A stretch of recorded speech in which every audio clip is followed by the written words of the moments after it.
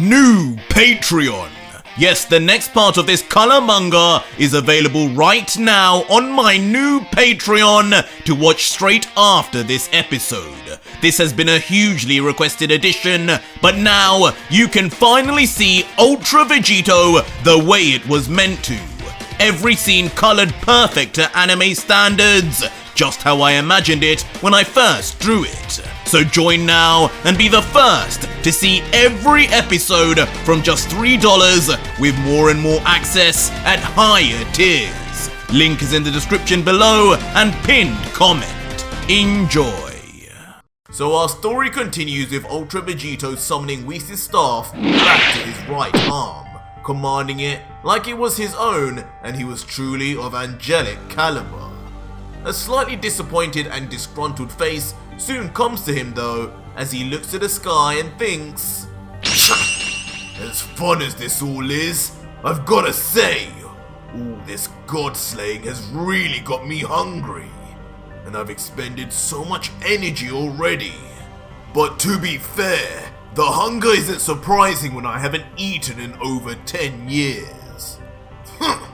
That room Zeno put me in sure had some strange magic to keep me alive. Now slightly jogging at a controlled pace and his hand grabbing a growling stomach, Ultra Vegito looks around for any sign of food or civilization. There's got to be something around here. Even some water would do right now. But man, I'd love to have Bulma's chefs with me right now. Eventually though, Vegito notices a large but desolate pyramid in the distance and thinks with a smirk, so that's where that god used to live. How strange. It's nothing like where Beerus was. What even is that? Some kind of hut? If she's anything like Beerus though, she must love her food, and that means that place has got to be stuffed with snacks. Cake, chicken, ramen. Soon Vegito's face comedically shifts, literally salivating as he begins to think about just how much of a feast he believes he will now have at the expense of the deceased Heles. Without a moment to lose, Vegito then launches himself at the structure with speed, before instantly finding himself at the foot of the front door, ready to enter. Of course it's locked. These gods really can't help but waste my time. And as Vegito says this, he cocks back a closed fist and instantly blowing apart the large door in front of him, leaving the smoke and cinders of its destruction to sway past his body as he readies himself to enter. What was even the point of that pathetic door? Well, let's just hope what's inside is of better quality. Huh? What was that? Who dares attack the home of Lady Heles? Surprisingly, we then see a shot of 4 women, all dressed in the same Egyptian-style clothing as Heles, tan skin, and each of different size and shape. As Vegito confidently walks towards the girls in silence, the larger one seems almost frozen in fear and confusion, muttering, Who goes there? Is that a man? While Vegito, who has now all but closed the gap frustratingly, comments, So that damn god had slaves? Disgusting. And annoying too. I thought these gods all enjoyed living in solitude. Beerus must have been an exception. Suddenly, the smallest of the 4 girls yells out, It is a man! Ladies! He must not be allowed any further! Dispose of him before Lady Heles catches wind! While Vegito, who now reverts back to base, knowing this is nothing more than a waste of time, remarks, How pointless!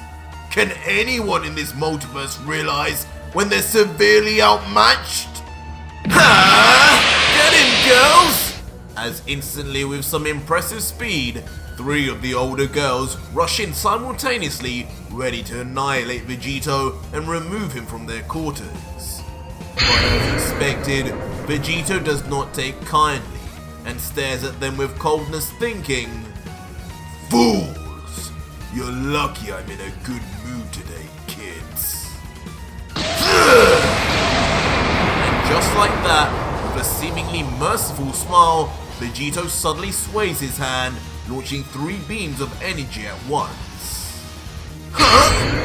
As each of the 3 women are instantly neutralized by the beam, interestingly grabbing their necks like a hand rather than blasting their heads off. As it's soon revealed, in a throwback to one of Vegito's moves, the energy beams form circular collars that pin the 3 girls to the wall, leaving them helpless and unable to free themselves no matter how hard they pull and struggle. Vegito, now pleased with himself that he stopped this nuisance in the way of his food, just stares before letting out, "Now you 3 pretty ladies sit tight for me, okay? I'm a guest, so let me make myself comfortable." As Vegito then makes his way to the pantry of food he smells in front of him. To the right of him though, the last remaining girl stands frozen still. "So are you going to pointlessly attack me too? I'm all for charity, but I'm not sure I'll take it easy on the next person to try their luck with me." No, sir. I don't want to do that. Please help yourself. Just don't hurt me." As the young girl hilariously completely surrenders with her hands up, paralyzed in fear by the mere presence of Vegito now. Vegito then walks straight into the pantry area, jumping up onto a table. For someone who was so hungry, he doesn't seem to be reaching for any food in particular, before eventually letting out, "So, this is how the goddess Heles ate. Not bad. A lot of this stuff is similar to what's on Earth. Or at least, used to be." With his anger slightly heightened now, after being reminded of what happened to his home, Vegito glares into the soul of the young girl and then commands, "So, you don't want me to kill you and your little friends, right? Well, make yourself useful then, and cook me some damn food, and lots of it. Got it?" The young girl is left slightly bemused by the strange request. Never would she have expected an intruder to have arrived just to eat, but she reluctantly responds, Of course, whatever you want." Some time then passes and the girl indeed cooks an array of dishes, as Vegito tucks into a bowl of what looks like ramen. The look of joy in his face is so palpable, we can only be reminded of the old Goku. This is amazing! You're even better than Chi-Chi. I gotta come here more often for grub." But meanwhile, the girl, not responding to the compliment, notices out of the corner of her eye a familiar object. Right next to Vegito, she notices the iconic angel staff held by not only Sour, but of course Whis too. With intrigue, she immediately inquires, "Oh my, is that not an angel staff? Is that who you are? Some kind of candidate to become an angel? That must be it. That's why you're so strong.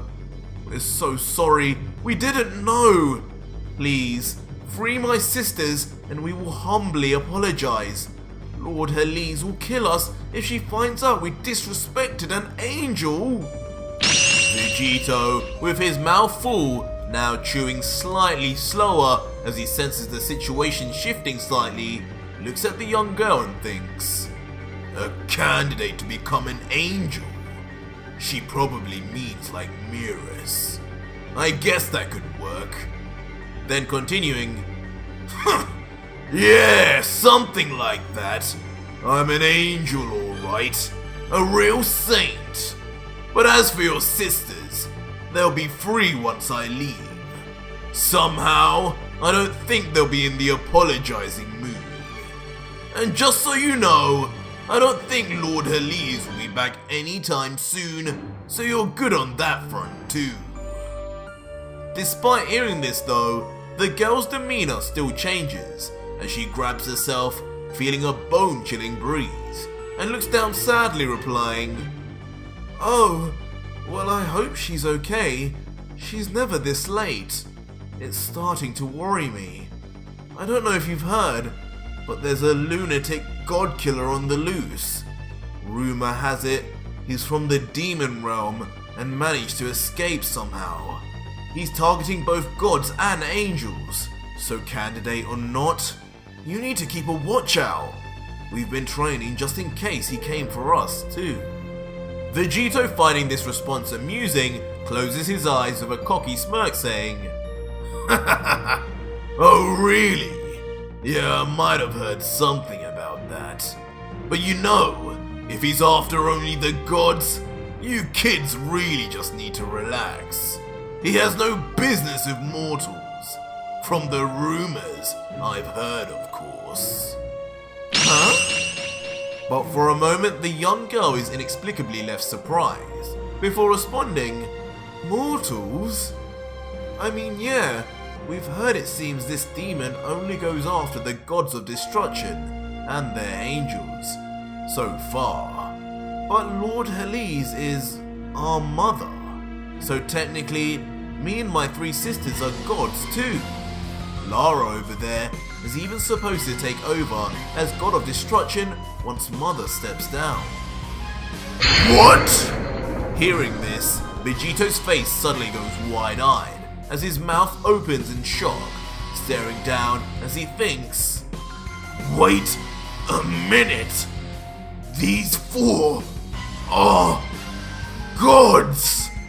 The children of Heles, a god of destruction! Just like my children!" In the background, thinking of the faces of his 4 children, who were all erased, never to be seen again at the hands of Heles and her fellow gods. Vegito, in reaction to this, immediately stands up, grabbing his staff, not uttering a word, as if he's come to a conclusion internally that does not need to be said. Callously walking past the girl, who then questions, "Wait, you're done already? You haven't even got to dessert yet." But Vegito continues his walk, now reaching the entrance that he blasted through from before she calls out, "Hey, wait a second!" Soon then seeing the girl strangely running towards Vegito, continuing, "Hold on, don't go just yet, I have something to tell you." Soon from behind, the girl manages to grab onto Vegito's swaying hand, without any fear in her heart.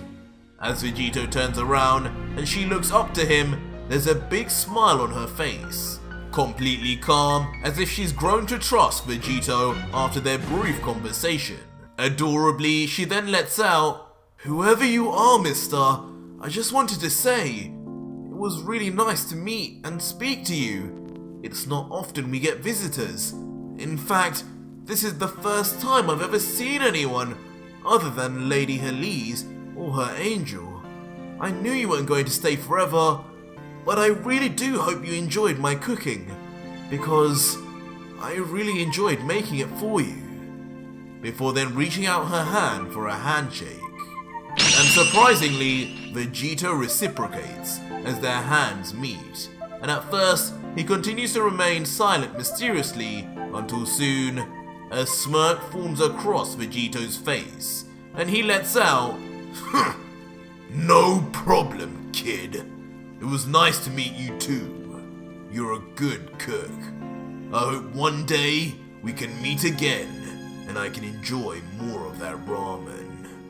I'll be off now, and when I leave, your sisters will finally be free. Do me a favor and tell them sorry for me." And with that said, with the wind blowing behind him, Vegito then walks out of the pyramid, saying his final goodbye while the girl waits behind.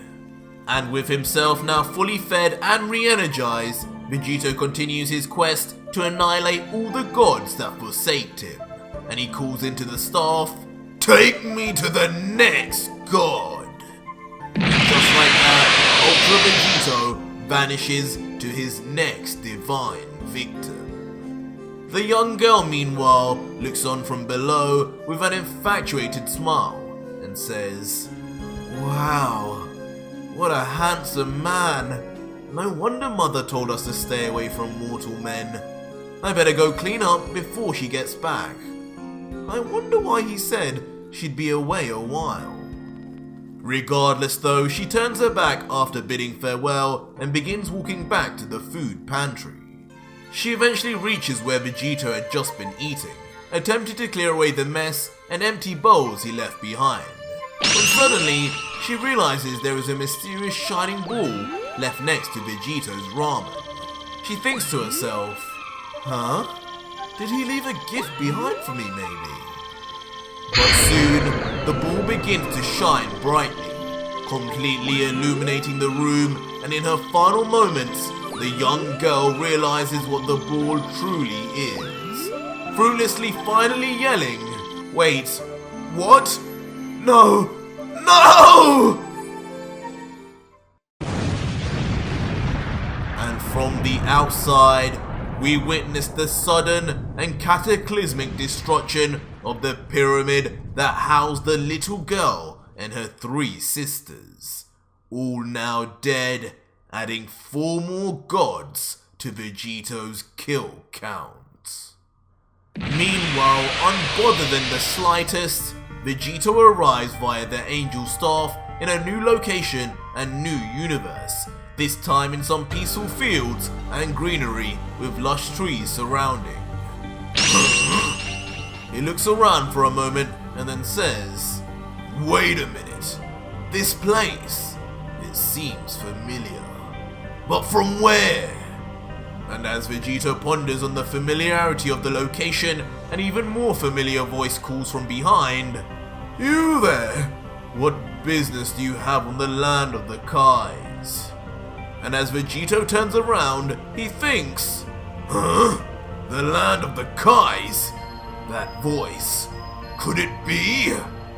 And standing there revealing himself is none other than Gowasu, Supreme Kai of Universe 10, looking on in silence at the intruder on his lands that he at first cannot recognize as Vegito stares back, equally as cautious and silent.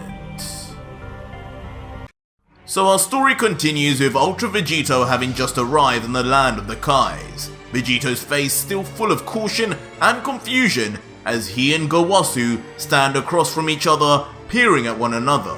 Neither person has any idea who the other is after over a decade apart. All what has happened to bring the two to this divine and alien place. Time begins to tick along with the two still remaining silent, just feet away from each other. Vegito's fist, meanwhile, remains gripped, ready to end another god's life if the Kai proves hostile, while Gowasu remains with a noticeably more relaxed tone. Soon, a look of faint realization reaches Vegito's face, as he says, "Wait! I know this Kai! He seems familiar, but from where?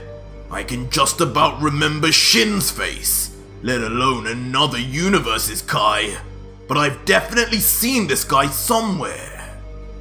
Gowasu, meanwhile, looks stern at first, but as his brain puts things together, he relaxes a bit, looking more surprised than anything else, responding, "Wait a second, it's you!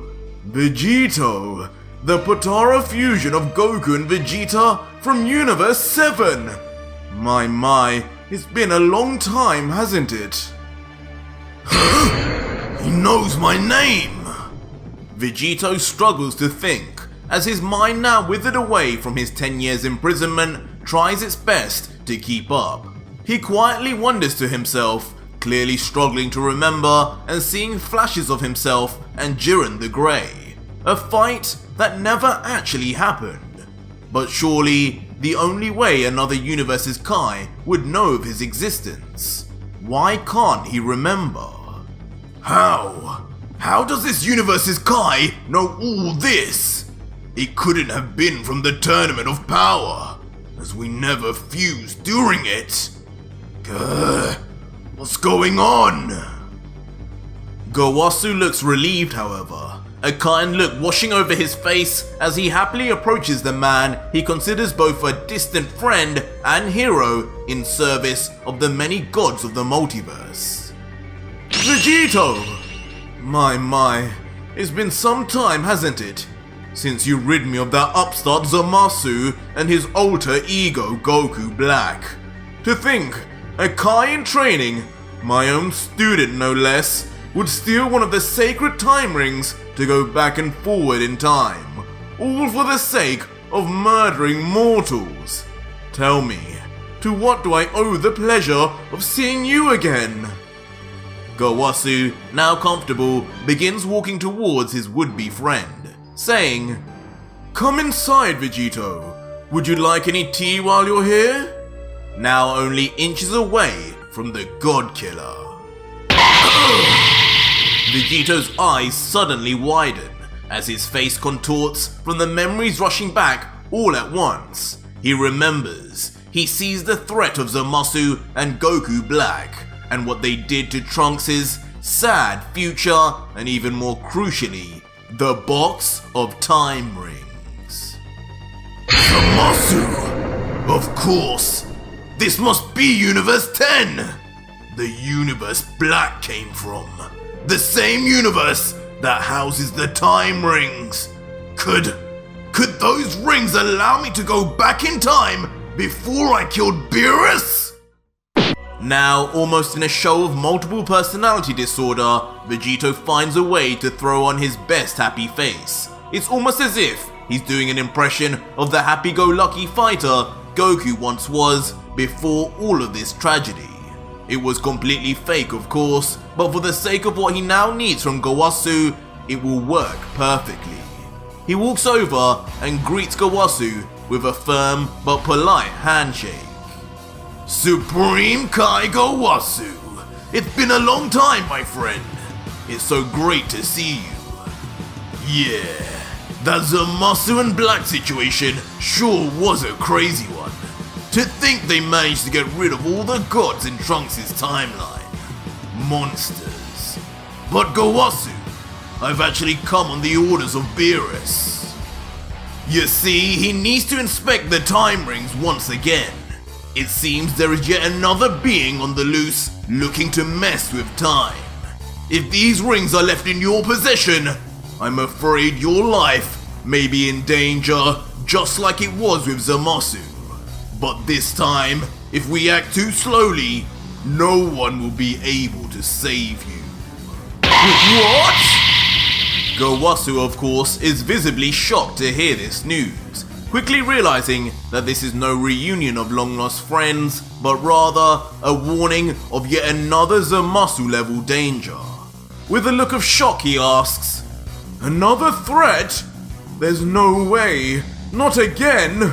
The time rings are checked every morning. Nothing has changed. I'm sure of it. But if this is a matter of urgency, I'll bring them out if that is what Beerus desires. Kamoy! Bring the time rings at once!" As Gowasu then turns his head and yells out behind him. Vegito, understandably like us viewers, is visibly confused once again. As bad as his memory is, he definitely didn't remember anyone called Tomoe being here last time, and thinks, "Huh? Tomoe? Now who the hell is that anyway?" And while Vegito thinks, a set of feet eventually walk onto the scene behind Gowasu, as if at his command. And as the doors behind Gowasu swing wide open, a mysterious figure appears, beckoned in response to the Supreme Kai of Universe 10's orders. He's a stern-looking young man with an interesting cut of chin-length white hair and a scar over one eye.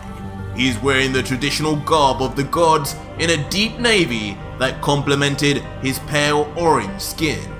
Unlike Zamasu, it's clear this trainee was far different from the Kais that came before him, as he holds tightly onto the time ring box as if his life force was attached to it.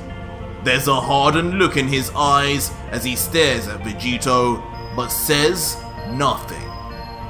Swiftly, Tomoe then walks over to his master Gowasu and hands off the box with both arms, confident nothing would be wrong as he reports, "Lord Gowasu, here are the rings as requested. I can assure you, they were checked just this morning, as they are every morning, sir." To which Gowasu responds, "As I thought, but we shall prove it to our esteemed guest here to be sure." Hearing this, trainee Kai Tomoe then turns his attention to Vegito, as the fighter's steely and serious eyes meet. Vegito stares back at him, matching his intensity. Both are clearly assessing the threat level of the other without saying so. Whatever was left of Goku inside of Vegito definitely feels reminded of the vibes given off by fighters before a Tenkaichi Budokai tournament. Still staring, Vegito thinks, "This guy, he looks like a Kai, but there's something strange about him. He doesn't look like he'd be as weak as Shin or Zamasu was. What is this strange feeling I'm getting? He might be a problem." Having seen enough, Tomoe then shows a glimpse of concern and turns to his master for guidance, inquiring, "Lord Gowasu, as much as I respect your wishes and commands, who exactly is this visitor we have before us? I do not believe him to be who you think he is. He smells of blood. The blood of gods, in fact." What? Vegito's heart drops as he hears this inference, but tries to hide the look of shocked concern on his face as he obviously panics on the inside. An inner version of himself then meanwhile though can't help but scream and shout, "Now who the hell is this? I knew something was off about him. Does he really know what I've been doing? This is going to get ugly in a second if Gowasu catches on too." Gowasu, though somewhat obliviously, can only sense the tension in the air between the two rather than hearing what Tomoe is actually saying, sweating profusely before smiling like there's no trouble at all in an attempt to reassure everyone, including himself. Then saying, "Oh Tomoe, you truly are an untrusting one, aren't you?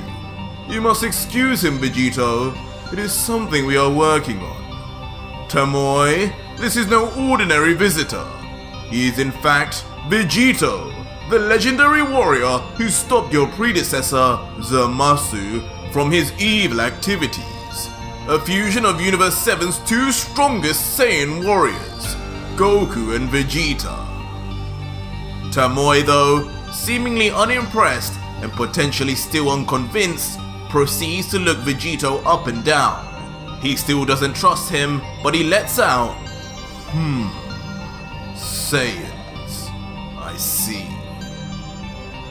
Gowasu, now pleased he has calmed the situation down, then points his hand to Tomoe and introduces him properly, politely and formally to their strange house guest, saying, "Vegito, this here is Tomoe, my newest Supreme Kai apprentice, an ideal candidate I've been training for years now.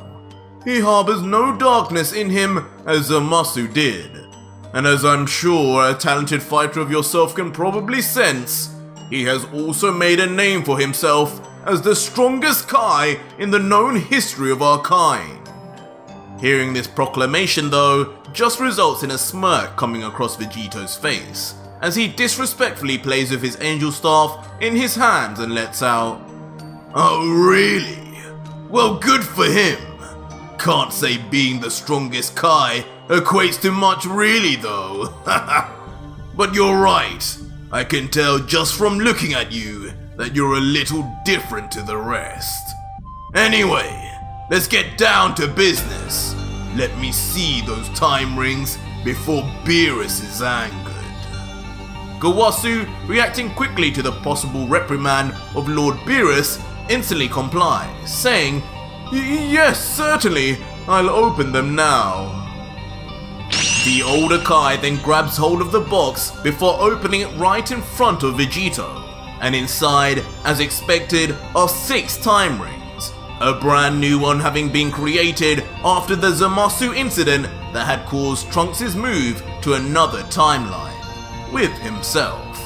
It was a rare break in the rules where the gods had decided to look the other way. Vegito meanwhile gets a good look at the rings, and a large grin can't help but form on his face in response, as once again he tries to maintain his cool. The inner version of himself yells, Yes, this is exactly what Black used. Amazing. 6 rings capable of allowing me to move back and forward in time.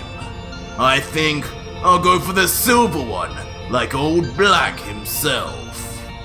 With his goal now in sight, and possibly a way to undo everything that's happened so far, Vegito reaches out his hand eagerly towards the rings with a crazy grin, as he finally says, Yes, Gowasu, just as I thought. It seems like there may be a problem here, as one time ring has gone missing yet again. Look, it's missing right here.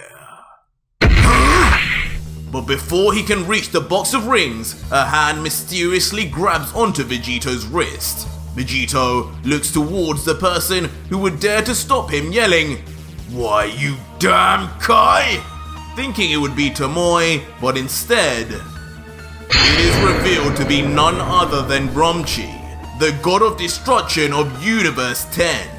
Standing tall and staring angrily at Vegito while Gowasu stands behind in a mixture of fear and confusion. Gowasu calls out, What? What is the meaning of this? While Rumsshi responds, You grow too trusting, Gowasu. You can't even spot a demon when you see one. Vegito looks at him angrily, his plan now seemingly foiled, and no less by one of the very few beings who already took everything he ever loved from him, as he lets out, You! So I finally had one of you cowards come to me, instead of the other way around. How perfect! Saving me the time it will take to destroy you. But let go of my hand if you don't want your death to be slow and painful, elephant. Huh? Gowasu meanwhile is shocked to hear these words come out of the hero Vegito's mouth. It doesn't take him long from these words to then realize that his understudy Tomoe was right. Something was wrong, and he gasps, No, Vegito, did you just threaten to destroy a god? What is going on here? Lord Rumsshi, I'm sorry. Rumsshi, though, just has a stone-cold face as he stares down Vegito. There's no fear there. Despite the stories of what Vegito had done to the other gods, it's either a sign that this god is just as stupid as the others, or on a whole new level of power. Confidently, he lets out, To think, filth like you was capable of erasing both Liquor and Heles, let alone Beerus. Your amateur senses could not even detect me coming here to stop you. That's how far your evil desires to steal one of these time rings has corrupted you and weakened you. You should have always known. Now that you were on the run, there would never be a time you could let your guard down. Especially as long as I lived, God Killer! With one arm behind his back, Rumsshi continues his cold stare down of Vegito, who is frozen in place by the god's sudden presence, and Rumsshi explains, Gowasu, In your old age, your discernment of good and evil has wavered. It's high time Tomoe took over. This Vegito before you is not the one you once knew. This beast is someone entirely different. Something that should no longer exist. Rumsshi, having said this, then raises his palm up in front of Vegito's face, readying an attack that both Goku and Vegeta had seen up close several times before. Vegito, in an act of pure defiance and bravery, stares back at the face of Erasure without flinching, both silent but knowing what comes next. Until Rumsshi finally yells, "Akai!" Vegito's mouth opens wide as he begins to be erased from reality forever. His feet already having been erased and quickly moving up his body, this is no joke or illusion. Ultra Vegito, under the power of the veteran god of destruction Rumsshi, is being erased from the universe for eternity. Tomoe watches intently, deep in thought and not remotely pleased to be witnessing this ability in person. As a Kai, Gowasu had been teaching him to treasure life in all its forms. This was the opposite of that, and his response is, "So, this is the power of a god of destruction. Hakai. Complete erasure. What a truly scary ability to be at the end of. Poor mortal. I know not what he did exactly, but I trust in Rumshi's judgment." And just like that, only moments later, Vegito's entire body has been completely erased and reduced to nothing but fine particulate matter that disappears into the air. Rumsshi stands there unaffected, calmly placing his arms behind his back, knowing his job is now done. Gowasu and Tomoe are stood there also, unsure how exactly to react to what just happened, other than to be in a state of shock and awe. A faint smile then comes across Rumshi's face, clearly pleased with himself as he says, "Haha, to think they used to call Beerus one of the strongest gods of destruction next to Jin. I never believed it for even a second. And today, I know I was right to have those doubts. This was no foe that could challenge me, and Beerus disgraced himself by allowing defeat to the likes of him. At the end of the day, this traitor was just another mortal. He is no god like us, and is thus fallible to the desires of greed and evil that come so easily to their pathetic kind." Rumsshi then turns to Gowasu and looks sternly at the aged custodian of Universe 10, continuing, "Gowasu, enough with your trusting attitude. I want you to put those time rings away and never again bring them out unless you have my..." What? Suddenly, Rumsshi is left extremely shocked as he looks into the small box that Tomoe had brought out earlier. It's a worst case situation, and the box of time rings is now completely empty. Every single one, all 6, have seemingly disappeared as if erased too, along with Vegito.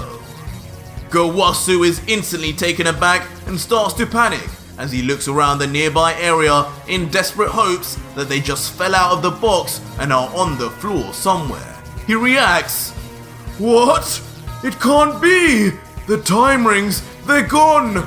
Every single one! Tomoe, did you see what happened?" But before Tomoe has any time to answer, Gowasu, Tomoe, and Rumsshi look up towards the skies, sensing a phenomenal and terrifying godly apparition. "My god! Lord Gowasu, what is that? No, it can't be!" As in the sky, a dark portal suddenly opens, and out of it jumps Ultra Vegito, smirking covered in a dark electricity with both his arms stretched out. In one arm is his angelic staff, and the other his Godslayer energy blade, ready to take its next life. As Vegito smiles, he calls out, "Rumsshi, your time has come!" What on earth? But Rumsshi, knowing all too well what's coming next, then immediately begins to dash away and commands the others, "Run! He's on the attack!" And just as Rumsshi had predicted, Vegito's Godslayer blade extends suddenly so far, it cuts through the very earth of the planet itself, rapidly reaching the trio of gods as if heat-seeking.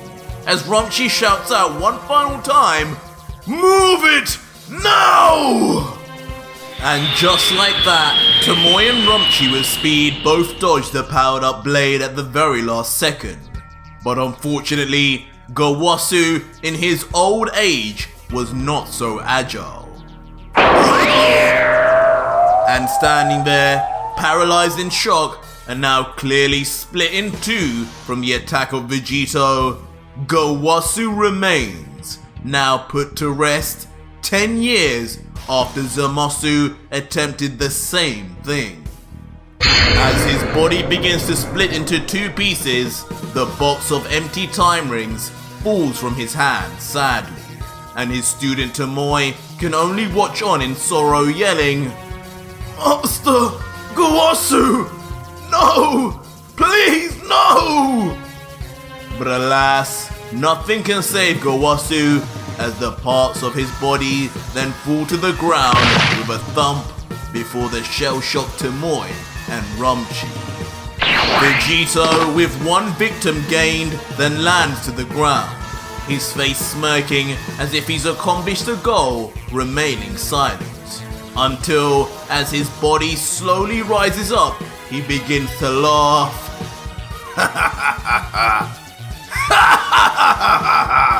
"Still looking for those time rings, fools?" As Vegito then reveals himself with his arms crossed and most shockingly wielding all 6 time rings. Not only has Ultra Vegito escaped destruction somehow at the hands of a god, but also escaped with the very objects they thought they had protected. Rumsshi, meanwhile, is caught off balance by the sudden re-arrival of Vegito. Ironically, he looks like he had just seen a ghost he had sent to the afterlife himself. He asks, You took all the time rings? How are you even alive? This can't be reality! But in response, Vegito can't help but just maniacally laugh victoriously. "You gods really all are as dumb as each other. I think I'll call you Dumbo the Elephant from now on. After all, you made sure to give me that silly monologue about how my greed made me get complacent in not sensing you. But what you didn't realize is that your supposed surefire victory made you complacent over just what I'm truly capable of." And with a maniacal smile that would make Frieza proud, Ultra Vegito begins explaining exactly what had gone down just before his appearance. "You really thought I didn't know you were going to try and grab me? You must truly think you're dealing with one of the weaklings in your universe.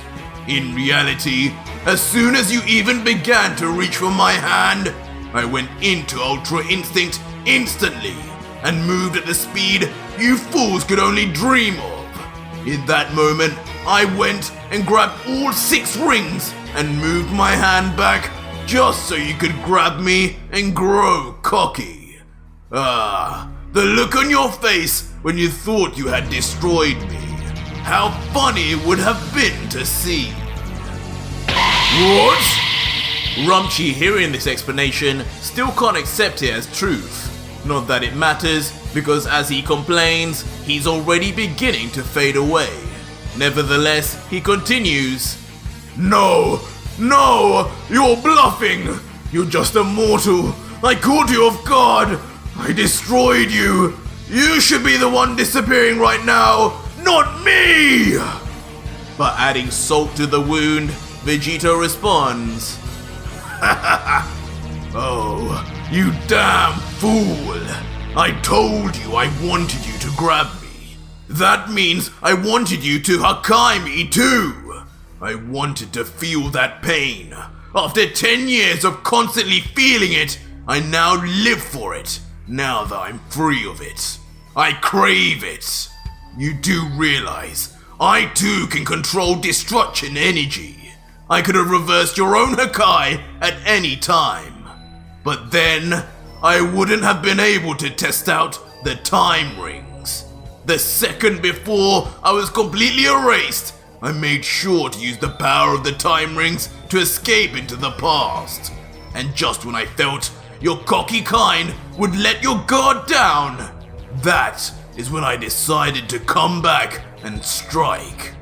And now, it's time for you to say goodbye, Dumbo. Leaving the now halfway erased Rumsshi to just yell in anger, pain and bitterness. You damn God Killer! As the God of Destruction of Universe 10 now also disappears for eternity.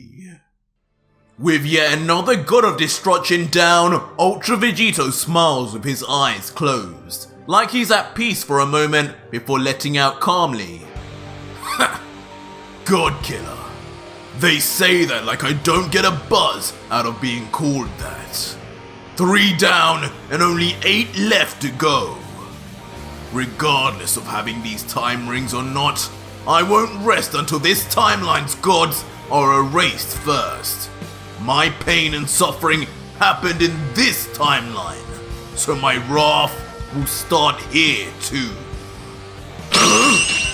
But suddenly, Vegito is interrupted as he senses a huge spike in power and looks to his right thinking, what the?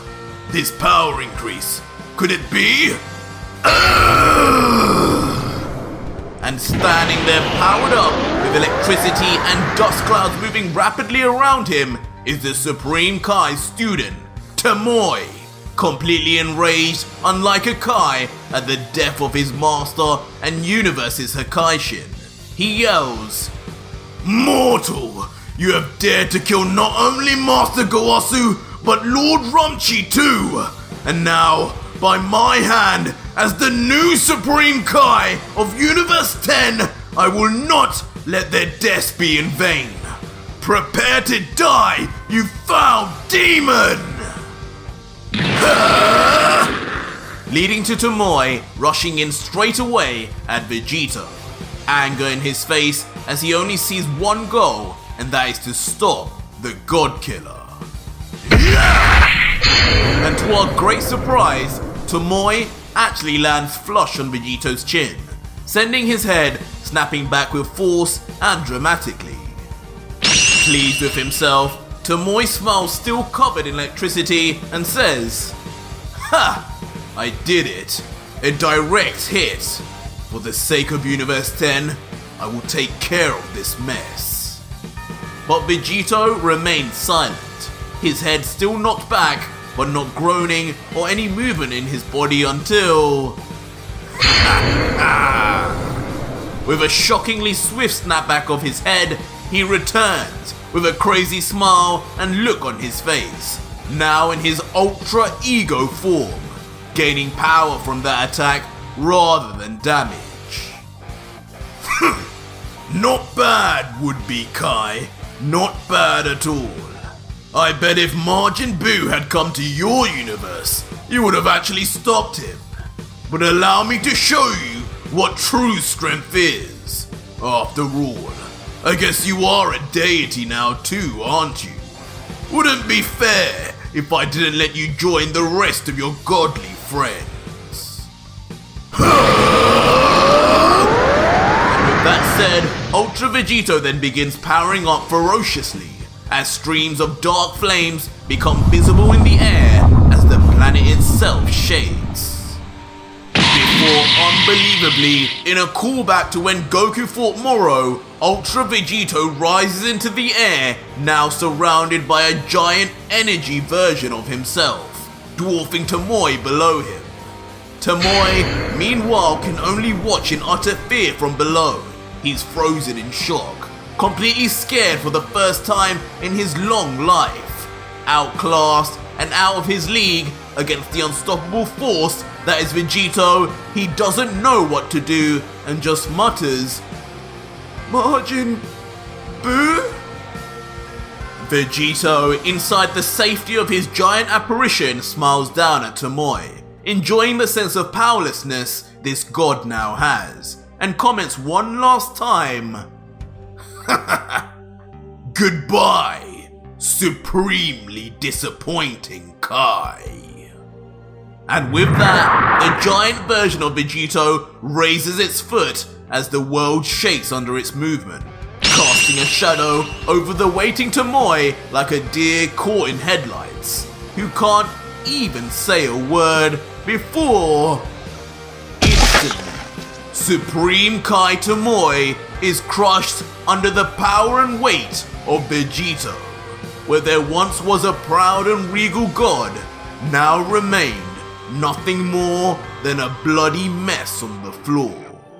So our story continues as we rejoin Vegito in the aftermath of his brutal clash with the late Supreme Kai of Universe 10, Tomoe, as he lowers his energy level and the giant version of himself dissipates to nothing but separate fading flames.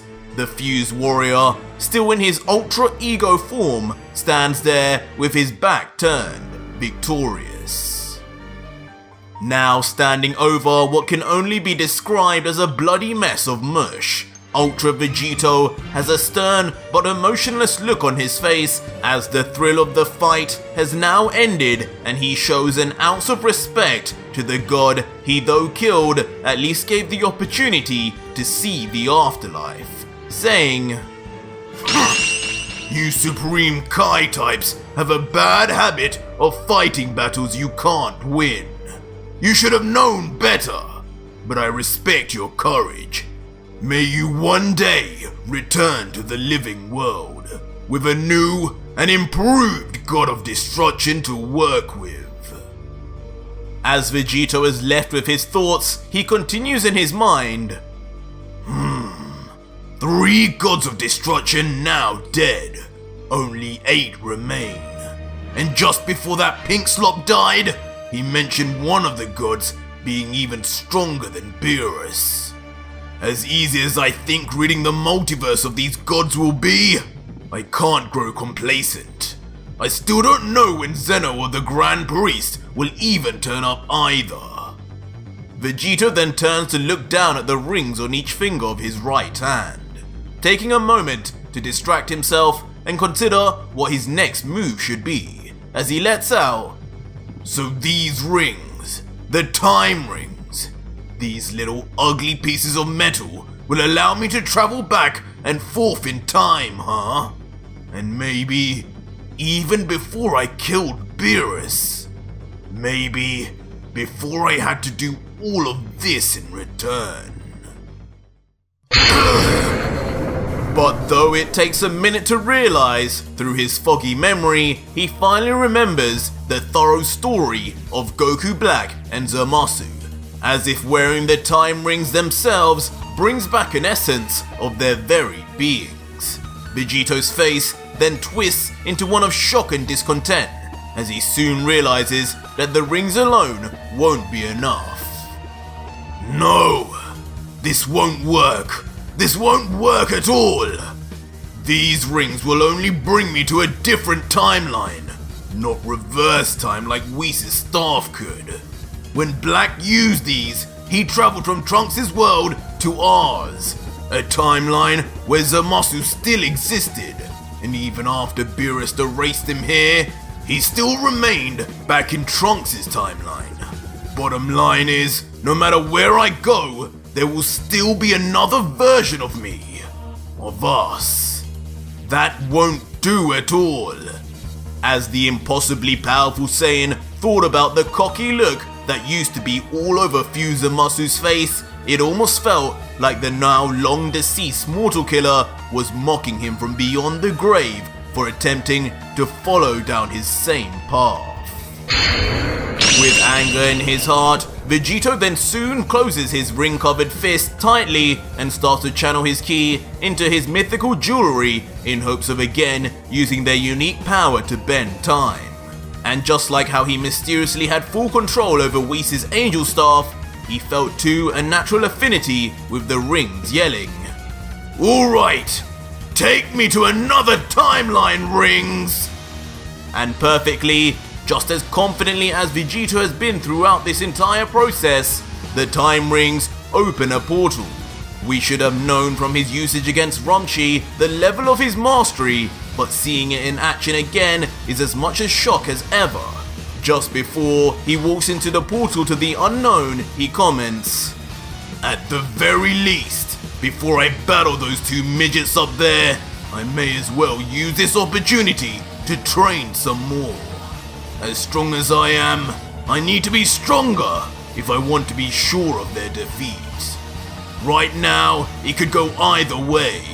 I'll leave this timeline for a while, and if they come after me, then so be it. I'm tired of chasing them anyway." And just like that, Ultra Vegito then disappears into the portal towards an unknown timeline in the Dragon Ball universe. Out the other side instantly, Vegito begins walking out, thinking almost surprised with himself, "Thank God that worked again." Before stepping out onto solid ground, around him are very Earth-like and familiar buildings, but definitely not in the best of shape as all around him is destruction and rubble. Vegito is quick to realize the condition of his surroundings too. It doesn't make much sense. Had somehow thinking about Goku Black and Zamasu before going through the portal affected his destination? Was this somehow a variant of Trunks' timeline or something else? He eventually lets out, "How very strange. This feels and looks like Earth. In fact, I'm sure of it. I see Capsule Corp buildings all around. But what's happened? Could this just be before the 11 gods struck Earth or something? Maybe I'll have a chance to stop it." What? This energy. But before Ultra Vegito had any more time to think about where he's been taken, he suddenly senses 3 large power levels, 2 of them being shockingly familiar. He briefly thinks, "These aren't godly energies, but they're near enough from the same level of them, that's for sure. Where the hell am I?" And as Vegito turns his head around, to both his and our shock, fighting before him ferociously are none other than Omega Shenron, Super Saiyan 4 Goku, and Super Saiyan 4 Vegeta. 2 forms, of course, never even before seen by Vegito. As Vegito exclaims, "What on earth? Who the hell are those guys? Those tails? Don't tell me! Your time ends here, Shenron! Die!" Big words from such a small man. Enough talk and make it happen for a change. Come on, Vegeta! We can do this! As we are soon treated to an image of Goku and Vegeta from the GT timeline working together in tandem to attack Omega Shenron, about to launch what is presumably a last-ditch effort. How pathetic. All the while though, the supremely powerful Shadow Dragon just laughs, mocking them, pitying their attempt and saying, "If only you fools could see how pointless this all really was. Every single one of you weaklings on this planet, from your own sons to your fellow fighters, couldn't stand a chance. And you think you can just because you grew out your hair a little? Get real!" As instantly, in an overwhelming show of power and superiority, Omega Shenron backhands Goku and in the same breath kicks Vegeta all away with a smile and seemingly barely trying. And immediately both Saiyans are then sent flying like rockets straight into already damaged buildings of the city for mass crash landings. And with the two still conscious but covered in bruises and cuts, they remain now buried like casts within the walls of the rubble they were slammed into. Barely able to even open both his eyes, Goku then mutters, Vegeta, listen to me. Shenron is way too strong now. Each of those Dragon Balls inside him have given him the strength of all the Shadow Dragons that came before him. 2 Super Saiyan 4s or not, we'll never beat him like this separately. We need to fuse! It's the only way! But of course, Vegeta is furious at the suggestion of using fusion as their trump card. Like always, his gut reaction is that he'd rather die than ever fuse with Kakarot for another minute of his life. Only if things truly got dire would he ever even consider, as he responds, Forget it, Kakarot! We haven't even got those damn Patara earrings anymore! And if you're suggesting for even a minute I do that damn ballet dance to fuse, then you've got another thing coming. Just stop your babbling and focus on the battle in front of us. From Cell to Majin Buu, we've had our backs against the wall and come through before. Just keep fighting. I'm sure one of us will figure out a way to beat him eventually. If not you, it'll be me! While the two argue though, Omega Shenron stands there and laughs with his arms folded across his chest. He's by far the strongest person this version of Goku and Vegeta have ever met, and he's barely even fazed by their attempts to battle him so far. So it's doubly amusing for him to hear their futile plans to take him down as he calls out, You two really are helpless. You spent all these years, decades even, using the Dragon Balls, using our powers for your benefit. And now when the toll has to be paid, you've come up severely short. When will you two just accept your deaths and give up already? Or at least bring one of your other friends to make this even slightly more challenging. Hey you! Mind if I join in then? You look pretty strong! Huh? As from behind Omega Shenron, a familiar voice calls out and reveals himself to us to be Ultra Vegito, wielding his angel staff and now meters away from the dragon. Omega reacts in confusion and says, Who the hell is that? And why couldn't I sense his energy? Was his power level just that low? But standing there tall with a sinister and confident smirk, Ultra Vegito stares now head on at Goku and Vegeta and asks further, Yo, do you guys mind if I join in here? I'm looking for a little warm-up before dinner. This catfish looking dude seems like just the appetizer I've been waiting for. The oblivious Goku, as you'd expect, is instantly excited at the new warrior in the ring, and cracks a smile after sensing just how confident this mysterious fighter is. He can't even sense his power level, but just looking at him, he knows he's strong. Whoa! Well, maybe we won't need to fuse after all. Who is that guy? He kind of reminds me of you, Vegeta, and a bit of me. Do you know him? He actually looks like a Saiyan with that hairdo. Vegeta, though, not as forgetful as his counterpart, can only stare in shock, unable to believe his eyes. He knows who this is, all too well. How can this be possible, though? As he mutters, Wait! No! Kakarot! It can't be! That's no ordinary Saiyan! That's Vegito! But not caring about whatever kind of reunion this appears to be, the angered Omega Shenron immediately rushes in at Vegito without a care in the world, already knowing the two strongest on the planet were just beaten by him. Haha! Who cares who you are? Just another cockroach that's come out of the woodwork!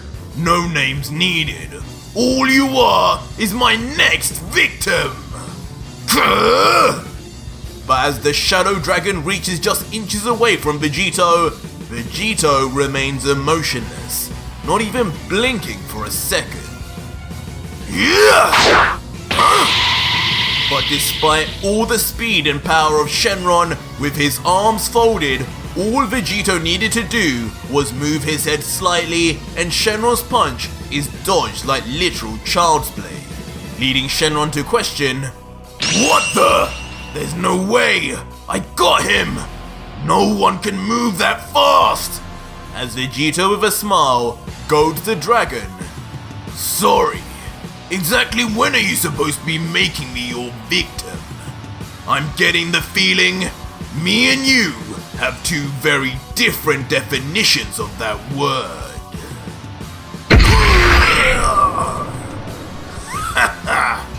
Allow me to show you mine. As brutally, Ultra Vegito violently punches his arm straight through Omega Shenron's torso. His punch being so powerful, not even the dragon's scaly flesh being able to contain his strength. How? What have you done?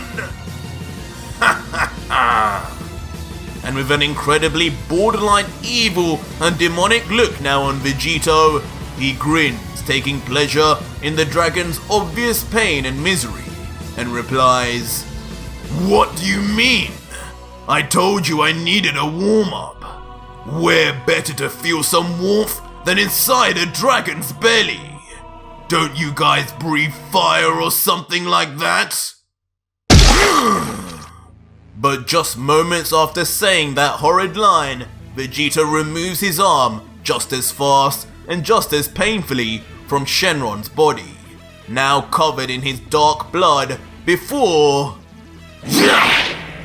"I'll be taking these too!" And just like that, in a display of speed identical to when he stole the time rings, Ultra Vegito grabs onto each of the Dragon Balls on Shenron's chest, and leaves them now missing. The Omega Shenron has now had all 7 Dragon Balls ripped off by force, losing all and every source to his power. Shenron, meanwhile, can barely even react, in shell shock from just the fact a being has randomly arrived and overpowered him by such a margin. He just remains silent, not yet even processing the pain, until... What have you done to me? This isn't what was supposed to happen! Who are you? No! As not only does the pain and realization soon all come at once to the Shadow Dragon, but soon enough, he too, with all the Dragon Balls that made up his existence now removed, vanishes into thin air, never to be seen again. See you later, catfish. Vegito is then left smirking, as he is seemingly after every fight he engages in due to his constant win streak. He soon looks down and observes the 7 Dragon Balls in his hands, levitating in his power as he comments, "Dragon Balls. How sad they no longer exist in my timeline. But even worse, what the gods did was so bad, not even their power could have undone any of it." But soon, Vegito turns his eyes to the 2 Saiyans in the back and continues, "But those two, looks like they've yet to go through anything like we have. There's still hope for them. And there's still a lot of use these Dragon Balls will have for them, I'm sure. I'd better go hand these back." And just like that, Ultra Vegito then instantly jumps over to face Goku and Vegeta, holding his angelic staff and wielding the 7 Dragon Balls in the air around him in a circle. he appears almost like a god, and that look on his face unchanged from his recent battle with Shenron, making it unclear to anyone yet whether he is truly friend or foe. Until... Hey! You guys got any food around here? I'm starving! Instantly reverting back to his face that can only be described as Goku's, as he lets out the most Goku line ever. You're kidding me. Leaving both GT Goku and Vegeta in a state of both relief and confusion. So our story continues with Vegito noticeably in a more peaceful setting than usual after meeting Goku and Vegeta from the GT timeline, and as a result has found himself scoffing down some well and truly deserved home-cooked food. And with his mouth still full, he says, "Damn, Chi-Chi, you've gotten really good at cooking over the years, haven't you? The Chi-Chi I knew wasn't half as talented as you are. This is delicious. Could you come back with me by any chance?" Chi-Chi, who hearing this doesn't quite know what to say, not even really knowing who this character was, except that her husband had brought him home and insisted he be fed, then responds, I'm not too sure how Goku would feel about that. Besides, I'd miss my two sons and granddaughter far too much to ever leave them. My little Pan is almost ready for high school. Vegito, hearing this, pauses for a moment, and then responds, Pan, huh? So she's grown up to be a fine little woman over here. Good to know. But while Vegito contemplates and reminisces on his now deceased granddaughter, a scowling Vegeta is stood in another corner of the room with his arms crossed, as he stands watching the fusion warrior devour yet another meal. He's lost deeply in thought about the battle with Omega Shenron that he just witnessed, if you could even call it a battle, as he thinks, who is this guy? He just turned up and destroyed Omega Shenron like it was nothing, and hasn't even explained a thing. It took everything we had to face those Shadow Dragons, and this Vegito made it look like a game. If it wasn't for Kakarot's trusting nature, I would have interrogated him by now. The fool even invited him into his own home. But thinking deeper into the event, Vegeta can't help but be intrigued by the black and purple energy that was constantly emanating off the warrior in whatever that powerful transformation was. It seemed both familiar and completely foreign, as he continues, but that power, whatever that was he was using, it wasn't normal. His ki was undetectable, but yet his strength was on another level. It's no Super Saiyan form, that's for sure. It can't be. He doesn't even possess a tail to have surpassed the fourth form. But whatever it was, I need it. Hey guys, sorry I'm late for dinner. Had to get changed. But soon the sane prince finds his brooding interrupted as GT Goku walks his way through the room and approaches the rather unusual house guest, and says with a smile, Yo Vegito, there you are. I hope you're enjoying the food. Chi-Chi's an amazing cook. But I guess you'd already know that, huh? But the happy-go-lucky mood and tone soon suddenly shifts as Goku turns his back in silence, and then gives Vegito a cold and serious look before saying, But it looks like you've had enough. Do you mind finishing up there? Chi-Chi will take care of the dishes, don't worry. I'd like to talk to you outside, Vegito. Alone. Immediately surprising Vegeta, who hasn't seen this kind of side to Kakarot in a while, especially not since he reverted to the size of a child, as he thinks, Now this is a surprise! That doesn't sound like Kakarot at all! What's he planning? And why alone? This is giving me flashbacks of Trunks! But despite the change in atmosphere and Goku's mannerisms, Vegito does not even bat an eye, still with an unbothered smirk as he responds, Sure, Goku. I have something to say to you alone too. What? He needs to say something alone too? What is going on? Again shocking Vegeta, who now seems out of the loop. And so Vegito and GT Goku then stand side by side, walking towards the door to the outside, both quiet, waiting to reveal what exactly it is they have to say to each other.